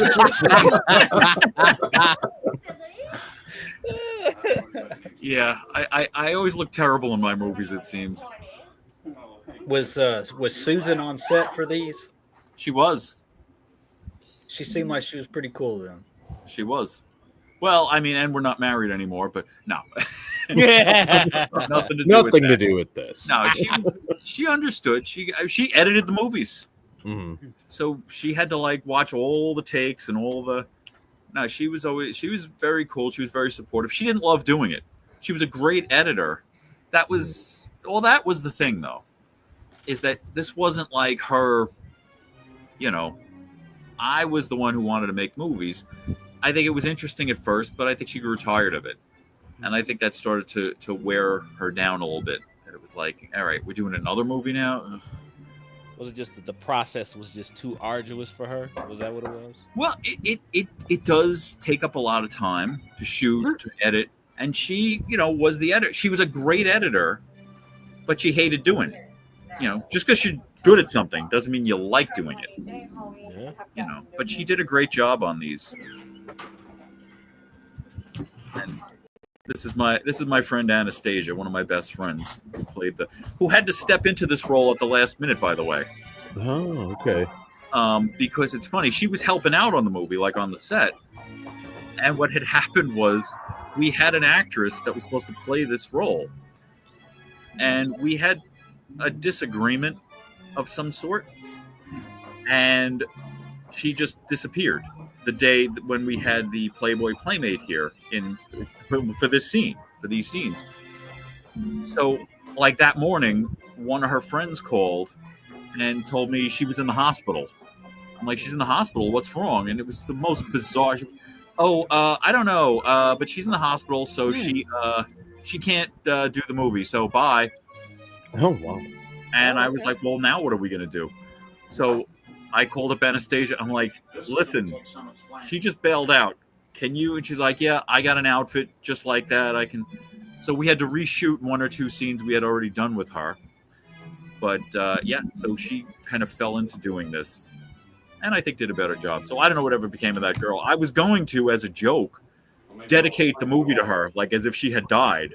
That's fantastic. Like the year she was born, but I don't know. I probably didn't know the year she was born. And if it ever came up, I was like, well, I heard she was in the hospital. I never heard from her. I assumed she died. So, and I was parking my car in a Best Buy, and she was walking out. And I was tempted to jump out of my car and go, oh my God, you're alive! I thought you died in the hospital. But I figured, forget it. On Ghoulish Tales, the movie I did, the lead actress that played the vampire disappeared. Just same thing, just not doing it anymore. I think it was probably over the nudity, and she ended up being basically this creepy peeper dude. That's where the scene she shot went. So sometimes you just have to call an audible and but it can be nerve-wracking when you've already shot so much and then it's No, wow. This girl, no, this wasn't about nudity because there wasn't any nudity. It was just the she was a photographer, and so she took all these pictures on the set, and then she wouldn't give them to me. Oh, it was kind of like weird. She was being weird about it, and I was like, "Look, I'd like to see the pictures you took because I'd like to promote the movie." And yeah. I don't know. So whatever. People get strange. Sometimes they just. But you know what? Hey, whatever. Wherever she is today, I'm sure she's seen that the movie has come out. People are still watching. We're here still talking about it. It's still streaming on Tubi, so she could have been a part of it. So yeah. our loss. But whatever. I mean, I never like to be bitter. You know, life's too short. Do you ever get any kind of like metrics or anything from Tubi, like so you can know like how well like your movies are doing on there or anything? Or you know, I don't know how that works.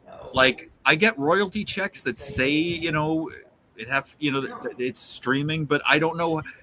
It's funny. Whenever I'm home, I always just like let them run while I like with the sound off, just to.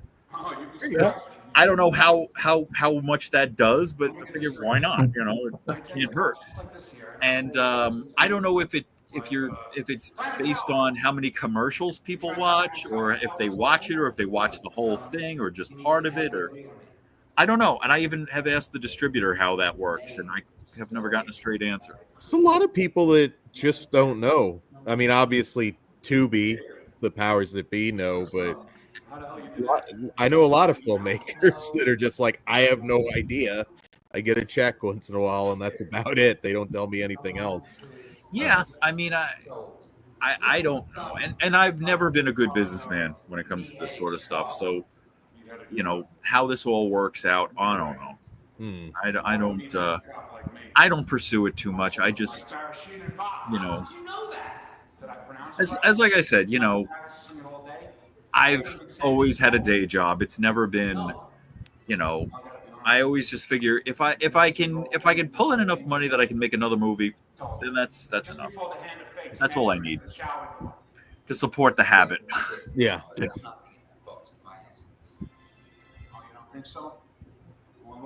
You know, I mean, this last one, Unnatural Causes, I just was kind of thinking, you know, I wanted to make one more movie. Like, I was thinking almost this would be like the last one. And I got to, you know, do it with my son, which was great. Yeah. But it went so well, and it was so much fun. And I feel like I've learned so much that it's easier, it's a smoother process, you know, that I think there'll be another one. How did you shoot We this hope last? so. How did you shoot this last one? What? What did you shoot this last one on? Like, how did you shoot it? And I know it's been a long time since your I used my old HD mini DV camera. I still shoot on tapes. Oh.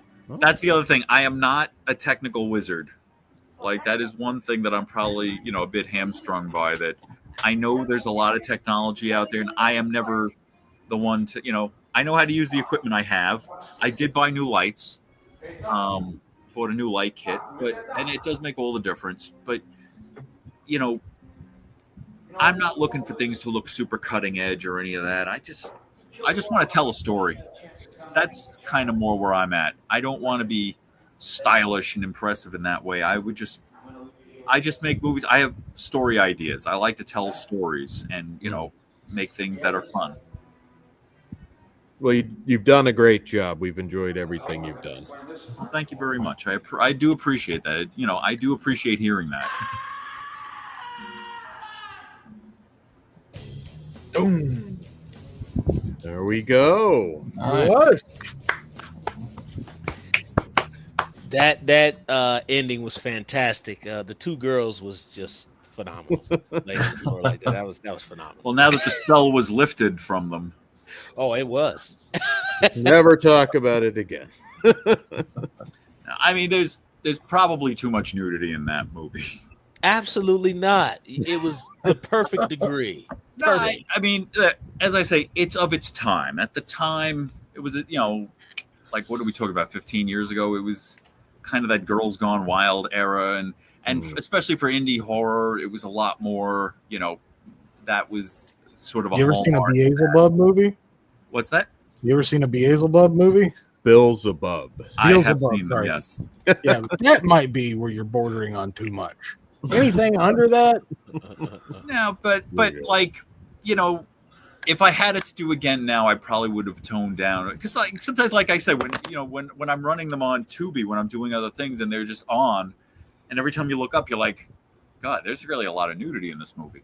So, you know, you don't want to be gratuitous, because then what the problem is, you know, I mean, I don't mind nudity. I think all the women look great, you know, in the movie, and I don't think any of it's in bad taste or pornographic or anything like that. It's just that, you know, you'll meet people and be like, oh, you're Jim Haggerty. Hey, I love your movies. I love all the naked women in them. And like, that's their only takeaway.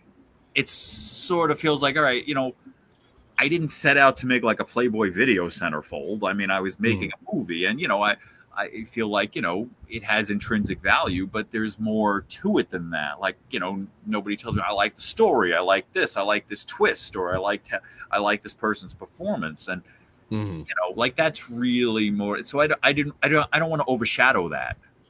But, you know, you live and you learn. You know, I'm older now, and it's a different time. I find people are not as comfortable with it, you know. And again, I don't look to talk people into doing things they're not comfortable with. You know, if people aren't comfortable with it, then we'll change it, or we'll find a different actor or actress, you know. But, you know, but yeah, no, I'm very proud of the movies I made.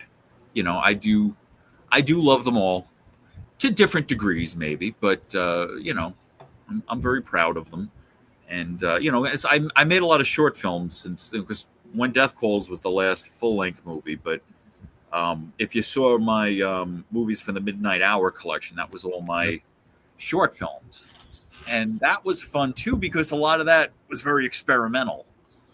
You know, I got to do different things. I got to, you know, make things that were, you know, make silent movies, make weird movies, make, you know, serious dramas, and just, but they all, I think, kind of had that same midnight movie feel that I go for. You know, because I like anything that's odd and original.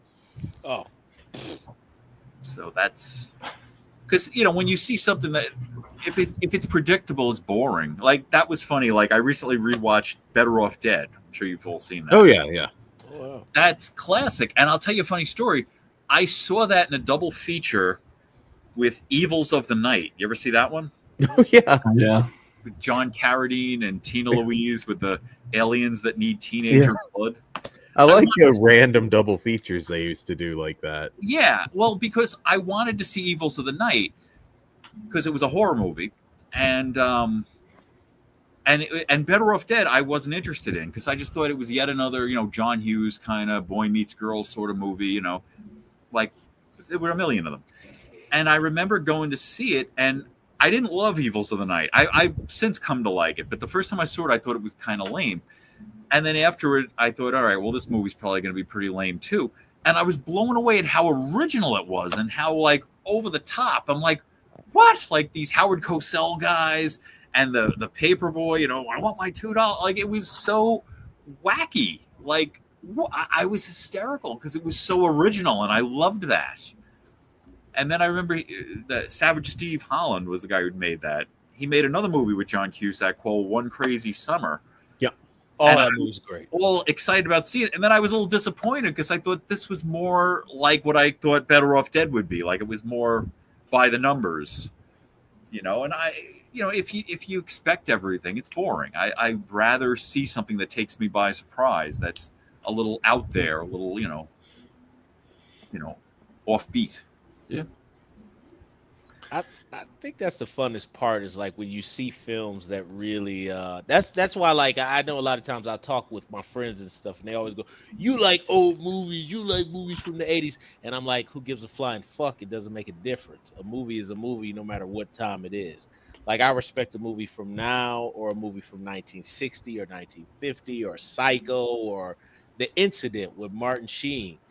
You guys ever seen that? That movie is mind-blowing.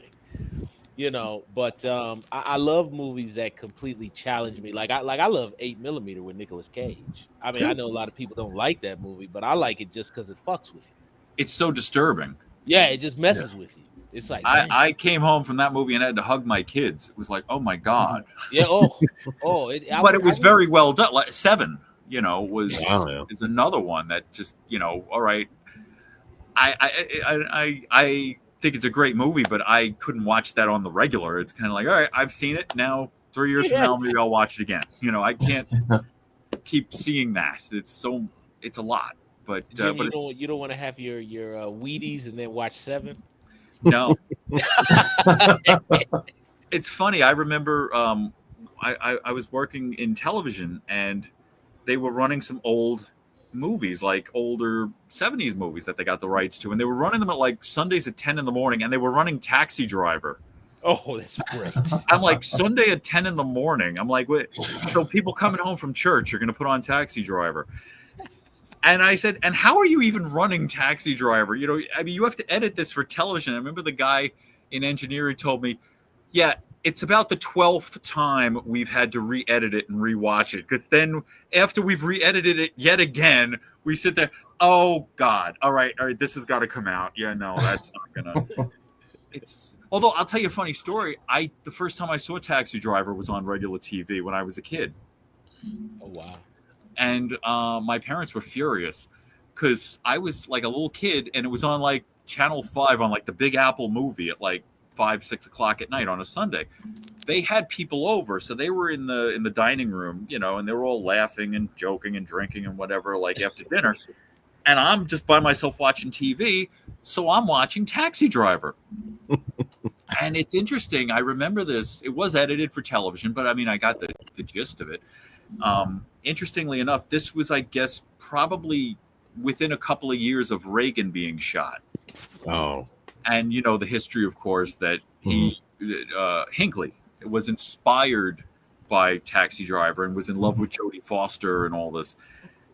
That I remember when the movie ended, when the credits started, a disclaimer came up saying that, this film is not presented as any sort of, that this is not, I forget how it was worded, but basically like this is not, encouraging people to do something like this. This is a portrayal of, someone that's insane or something like that, which is not in the movie, because then when I saw the movie for real, I went, oh, that's not there. But that was why it was actually put in there. Yeah.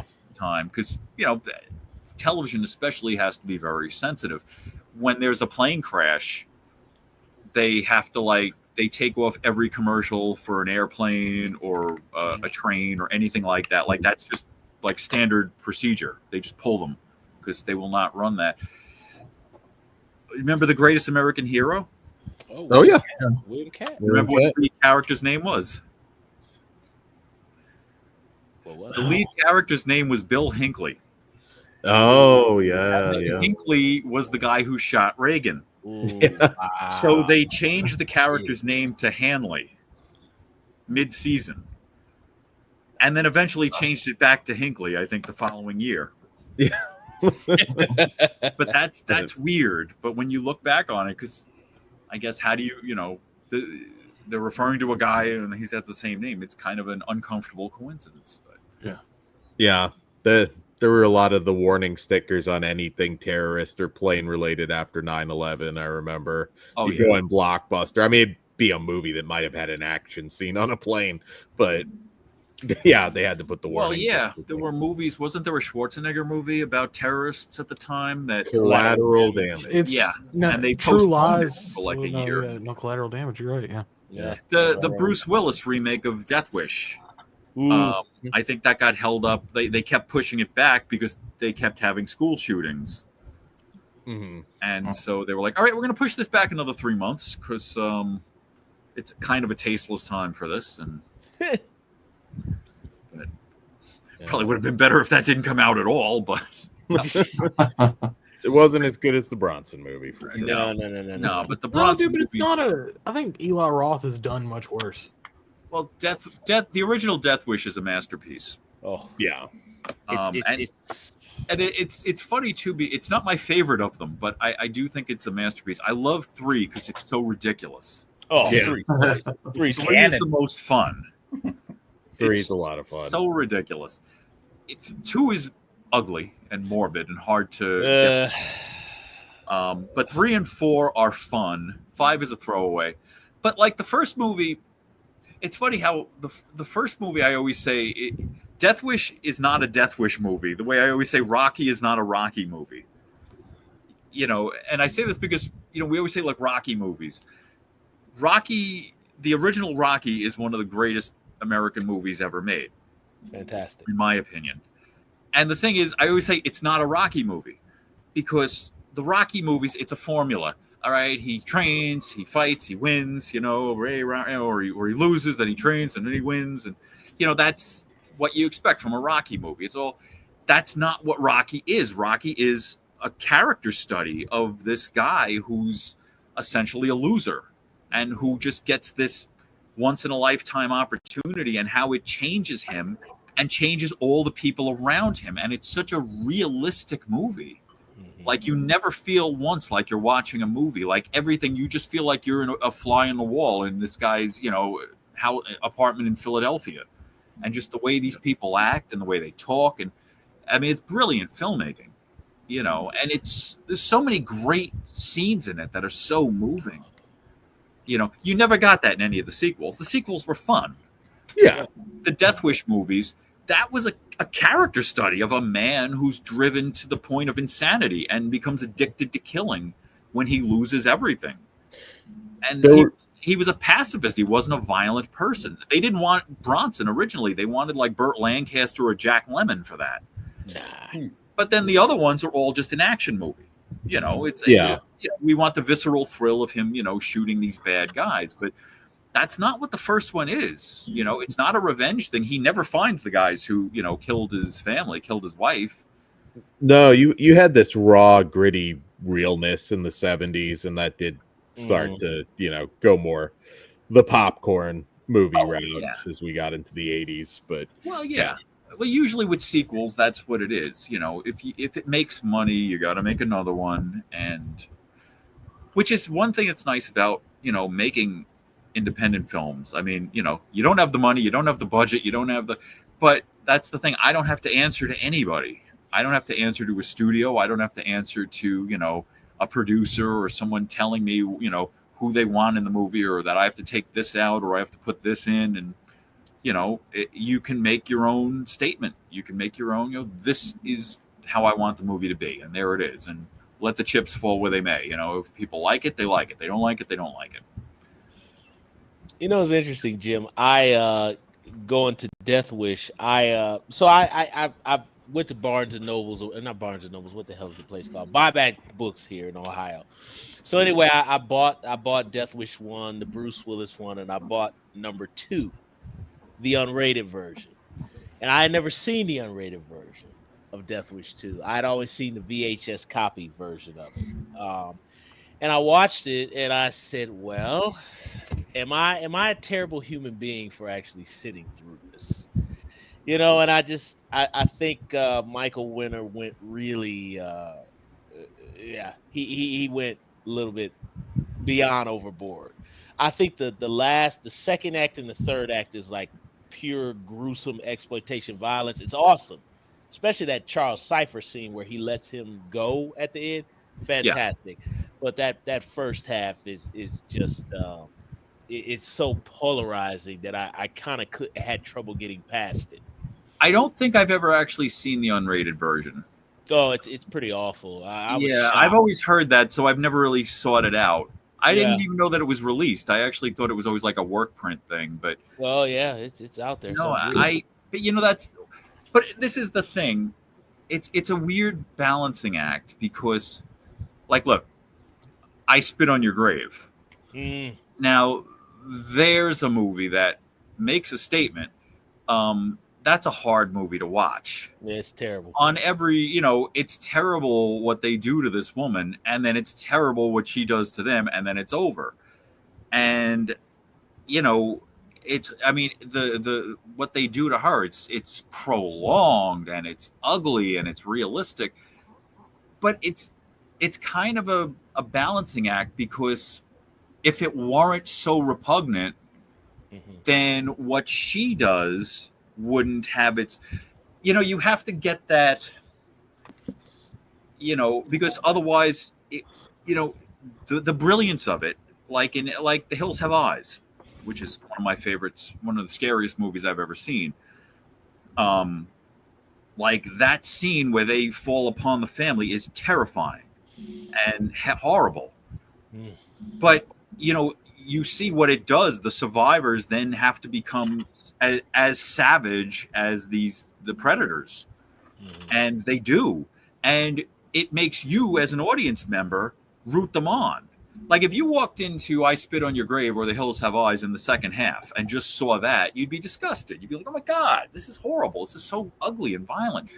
But the fact that you had to watch what was done to precipitate this fuels you. It manipulates you into being there like, yeah, get them. That's the interesting thing. And it moves you, as movies should.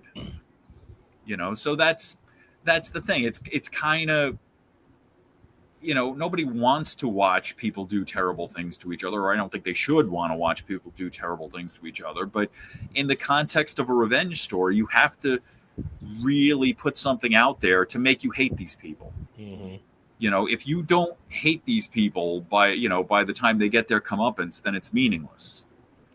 In any of them. I mean, Dirty Harry, you just wanted to see that guy get his. To the point, I mean, how manipulative a movie is Dirty Harry? It's a great movie, but it's definitely a movie that's written to be manipulative.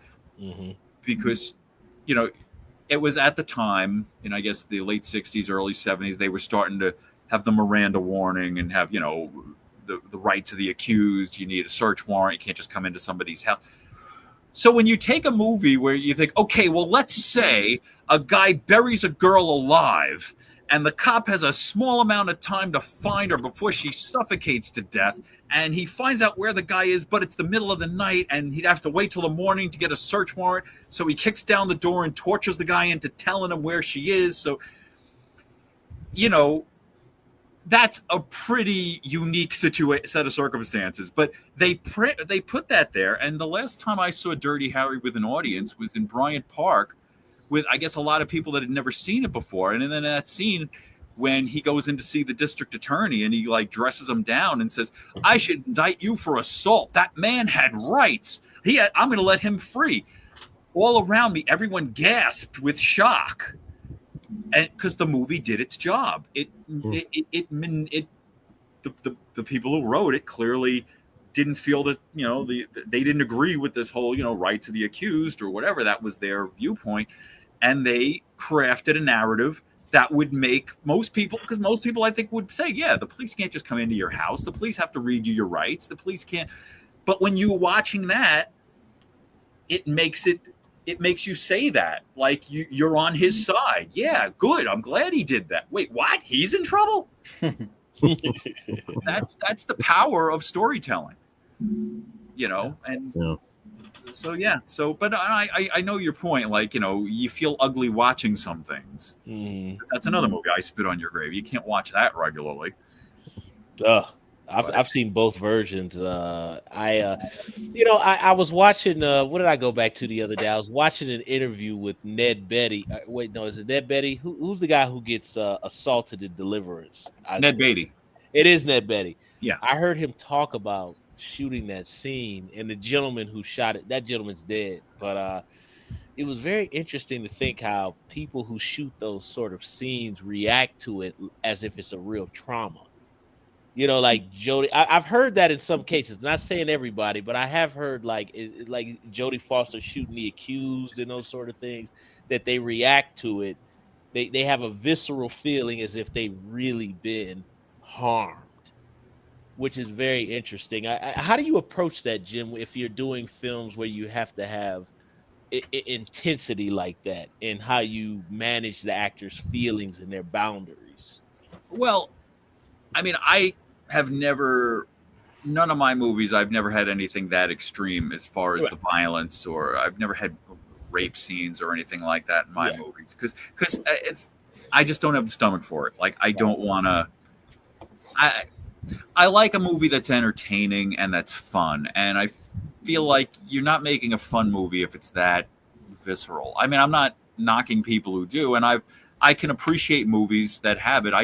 It's never been I've never gone there. Right. You know, like there's violence in the movies I've made, and there's, you know, sometimes, but I wouldn't do anything that's that extreme. But I always am very cognizant of, you know, people's, like, even, all right, my movies, I mean, clearly there's nudity in my movies, and there's been that.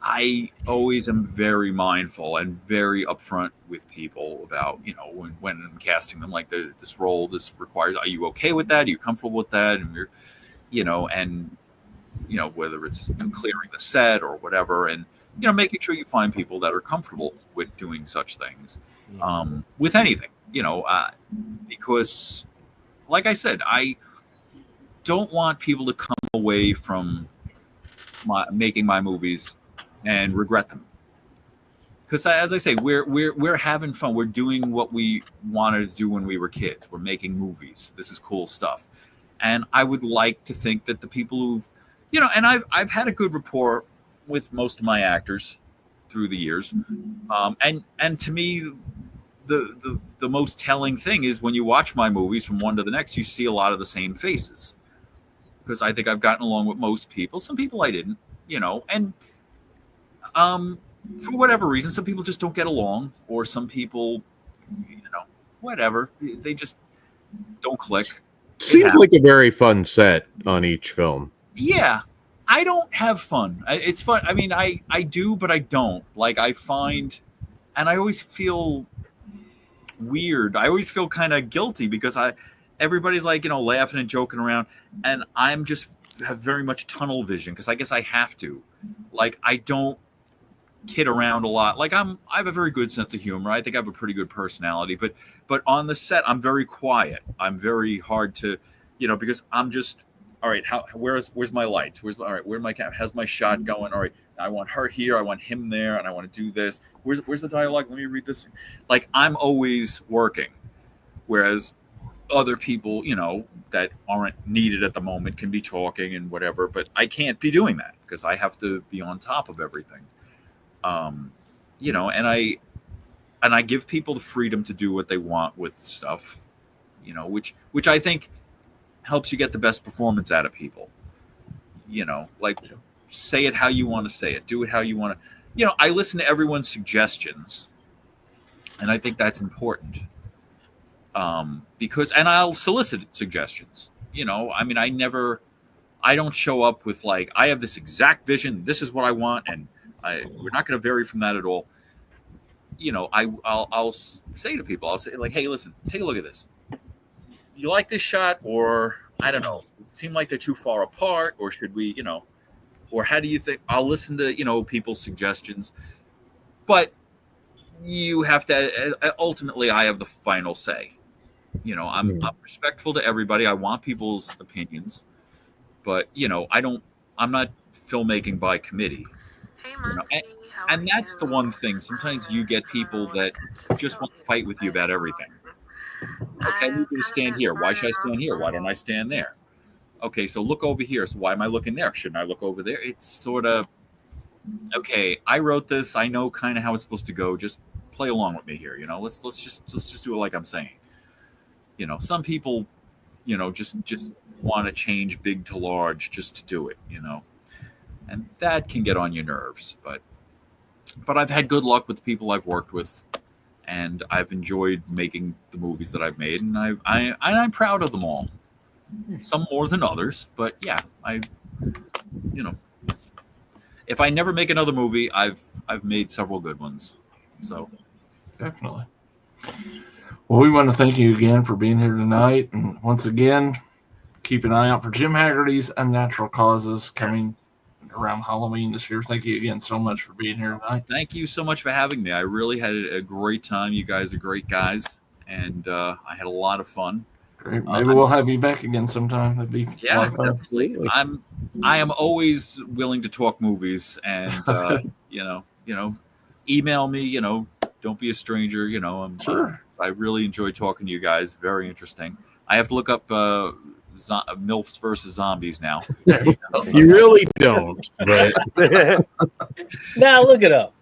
Well, you've watched enough of my movies, so I feel it's only right now. I may have seen it. I know it does ring a bell, but Ghoulish Tales is the better of the two. Ghoulish Tales. Okay. Yeah, I'll have to send him a copy, Dan. So. There you go. But yeah, totally. I will look that. You got to send me that song. Yes, I will. I will do that. You know, I need to have that playing at my funeral or something. Yeah. That's gonna be my new intro music, because I was sitting there like waiting. I'm like, wait, what? This guys wrote a song about me? Like, what the? That was funny. AI is well, I mean, I have varying thoughts on it, but it's not going anywhere. So it can be used for good, you know. Yeah. I mean, you know, it can do interesting things, I guess, like for fun. It's just, you know, it can be scary too. Yeah. You know, I mean, I think it's amusing that you can say, all right, I can take the script from the Texas Chainsaw Massacre and say, okay, here, take this and give this to me as a novel written in the style of Mark Twain. And it can do that, and that's amusing.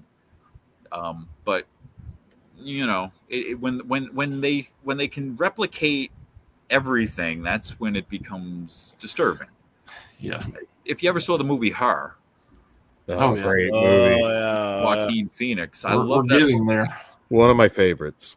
And you know that the thing with that movie that really was startling when I saw it, it's that this isn't like some dystopian future 200 years in the. These people are kind of dressing like we do. This is like supposed to be within like the next 10 years. And you just see how antisocial the technology makes us. And I thought the most interesting thing about that movie, and there was so much interesting about it, so many interesting things about it, but just in the end, because these movies, how do they always end? You know, it was the Terminator or any of them, the technology takes over and they kill the human race. In this one, the technology sees where we went wrong, and the technology saves us from ourselves and says, no, we have to go away because we're not good for you. You people need to get back together. We're leaving. Yes. That was such a fascinating, because sometimes, maybe we've lost the plot, and maybe the machines, can figure it out and in that altruistic way. But anyway, I'll never shut up. I should. But it was great to meet you guys. Great to meet you. I really enjoyed this. Thank you so much. Nice to meet you. Thank you, Jim. All your support. Yeah. Dan, what do you guys have coming up on Flesh Wound? Flesh Wound features. We are going to have something big announced on our show next week. I don't know exactly when.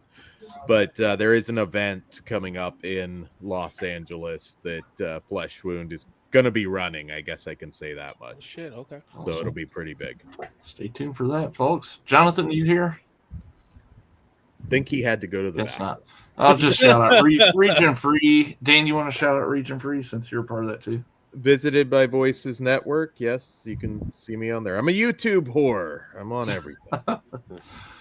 Monty, I've seen you putting some videos out there recently. RMJ movie reviews. You want to? Yeah, I'm not doing shit, y'all. I'm not doing shit, y'all. I mean, I don't even try to lie about it. I kind of got disenfranchised with YouTube, but I'm going back to not doing movie reviews anymore, but just kind of want to more just make videos that interest me and just long conversation. I want to get a little bit deeper. There's too many YouTube movie reviewers right now, so I just don't want to be a part of that anymore. I want to do something that's a little bit different. Well, I know one thing: we need to get you around a little more often than we do. So. Yeah, bro. Man, in this hospital life, man, it just keeps me off the grid. Understand. So good to have you back, though. For sure. Yeah, I'm happy to see everybody, man. I always have a good time doing this. Swaggy Jim, G. Oh, go ahead. Sorry. Oh, no, I said thank you for your time, Jim. I appreciate you talking with us. Oh, certainly. Swaggy G, let's shout out your Instagram. Yeah, so I got one of them focuses on my photography, john.galliano.photography. Give it a shot. It's nature photography, so it's a little bit different than what we're talking about here. No, that's right on, bro. But I want to thanks for having me on, Corey. I appreciate it. Mr. Haggerty. Excellent guest, man. We would throw you something and you would hit a triple with it every single time. So thank you so much. You were excellent, and I really appreciate what you've done. Well, thank you very much. I appreciate that. Jess Graham, Cable Channel 11. What you guys got coming up? Yeah, tomorrow night live we have Horror Rumble, and it's on the I Know What You Did Last Summer franchise. Ooh. Yeah. Very timely. Ooh, Yeah, okay. tomorrow evening, tomorrow night. Yeah, timely. Corey and I are gonna go see the latest movie tomorrow. Doesn't only wait till the last minute. Huh? Oh, of course. It's called I Know What You Did Last Summer. It's a movie I saw when I was 15 when it came out. Exactly. I'm expecting that. So, yeah. Otherwise, go check out the channel, Cable Channel 11, which is inspired by, we were talking about public access earlier, the channel that I was on 30 years ago. Jess, I know we're old, man. We are. Isn't that scary, Monty? I know, man. It fucks me up, man. When I go to McDonald's, the girls and the kids call me sir. I'm like, no. And again, thank you, Jim, as well. Yeah, You're a lot of fun to hang out with tonight. Yeah, we're not old. We're classic. There Yes. you go. I That's like right. that. That's right. And it beats the alternative. There you go. Absolutely. Yeah. Yes, sir. S'mores indoors, much like Mr. Haggerty, I can't just do that and survive. Have to have a full-time job too. So we are around when we have the time, and I don't have to get up bright and early in the next morning. So expect some more Midnight Movie Club stuff. Some more. Maybe we'll bring some tournaments back down on the channel, and do some all kind of fun stuff. We do a little bit of everything around here. So I want to thank you all for being here. Once again, thank you, Jim. Of course. And thanks to everybody who was out there in the chat, keeping it lively all night. And until we see you again here on the channel, take it easy.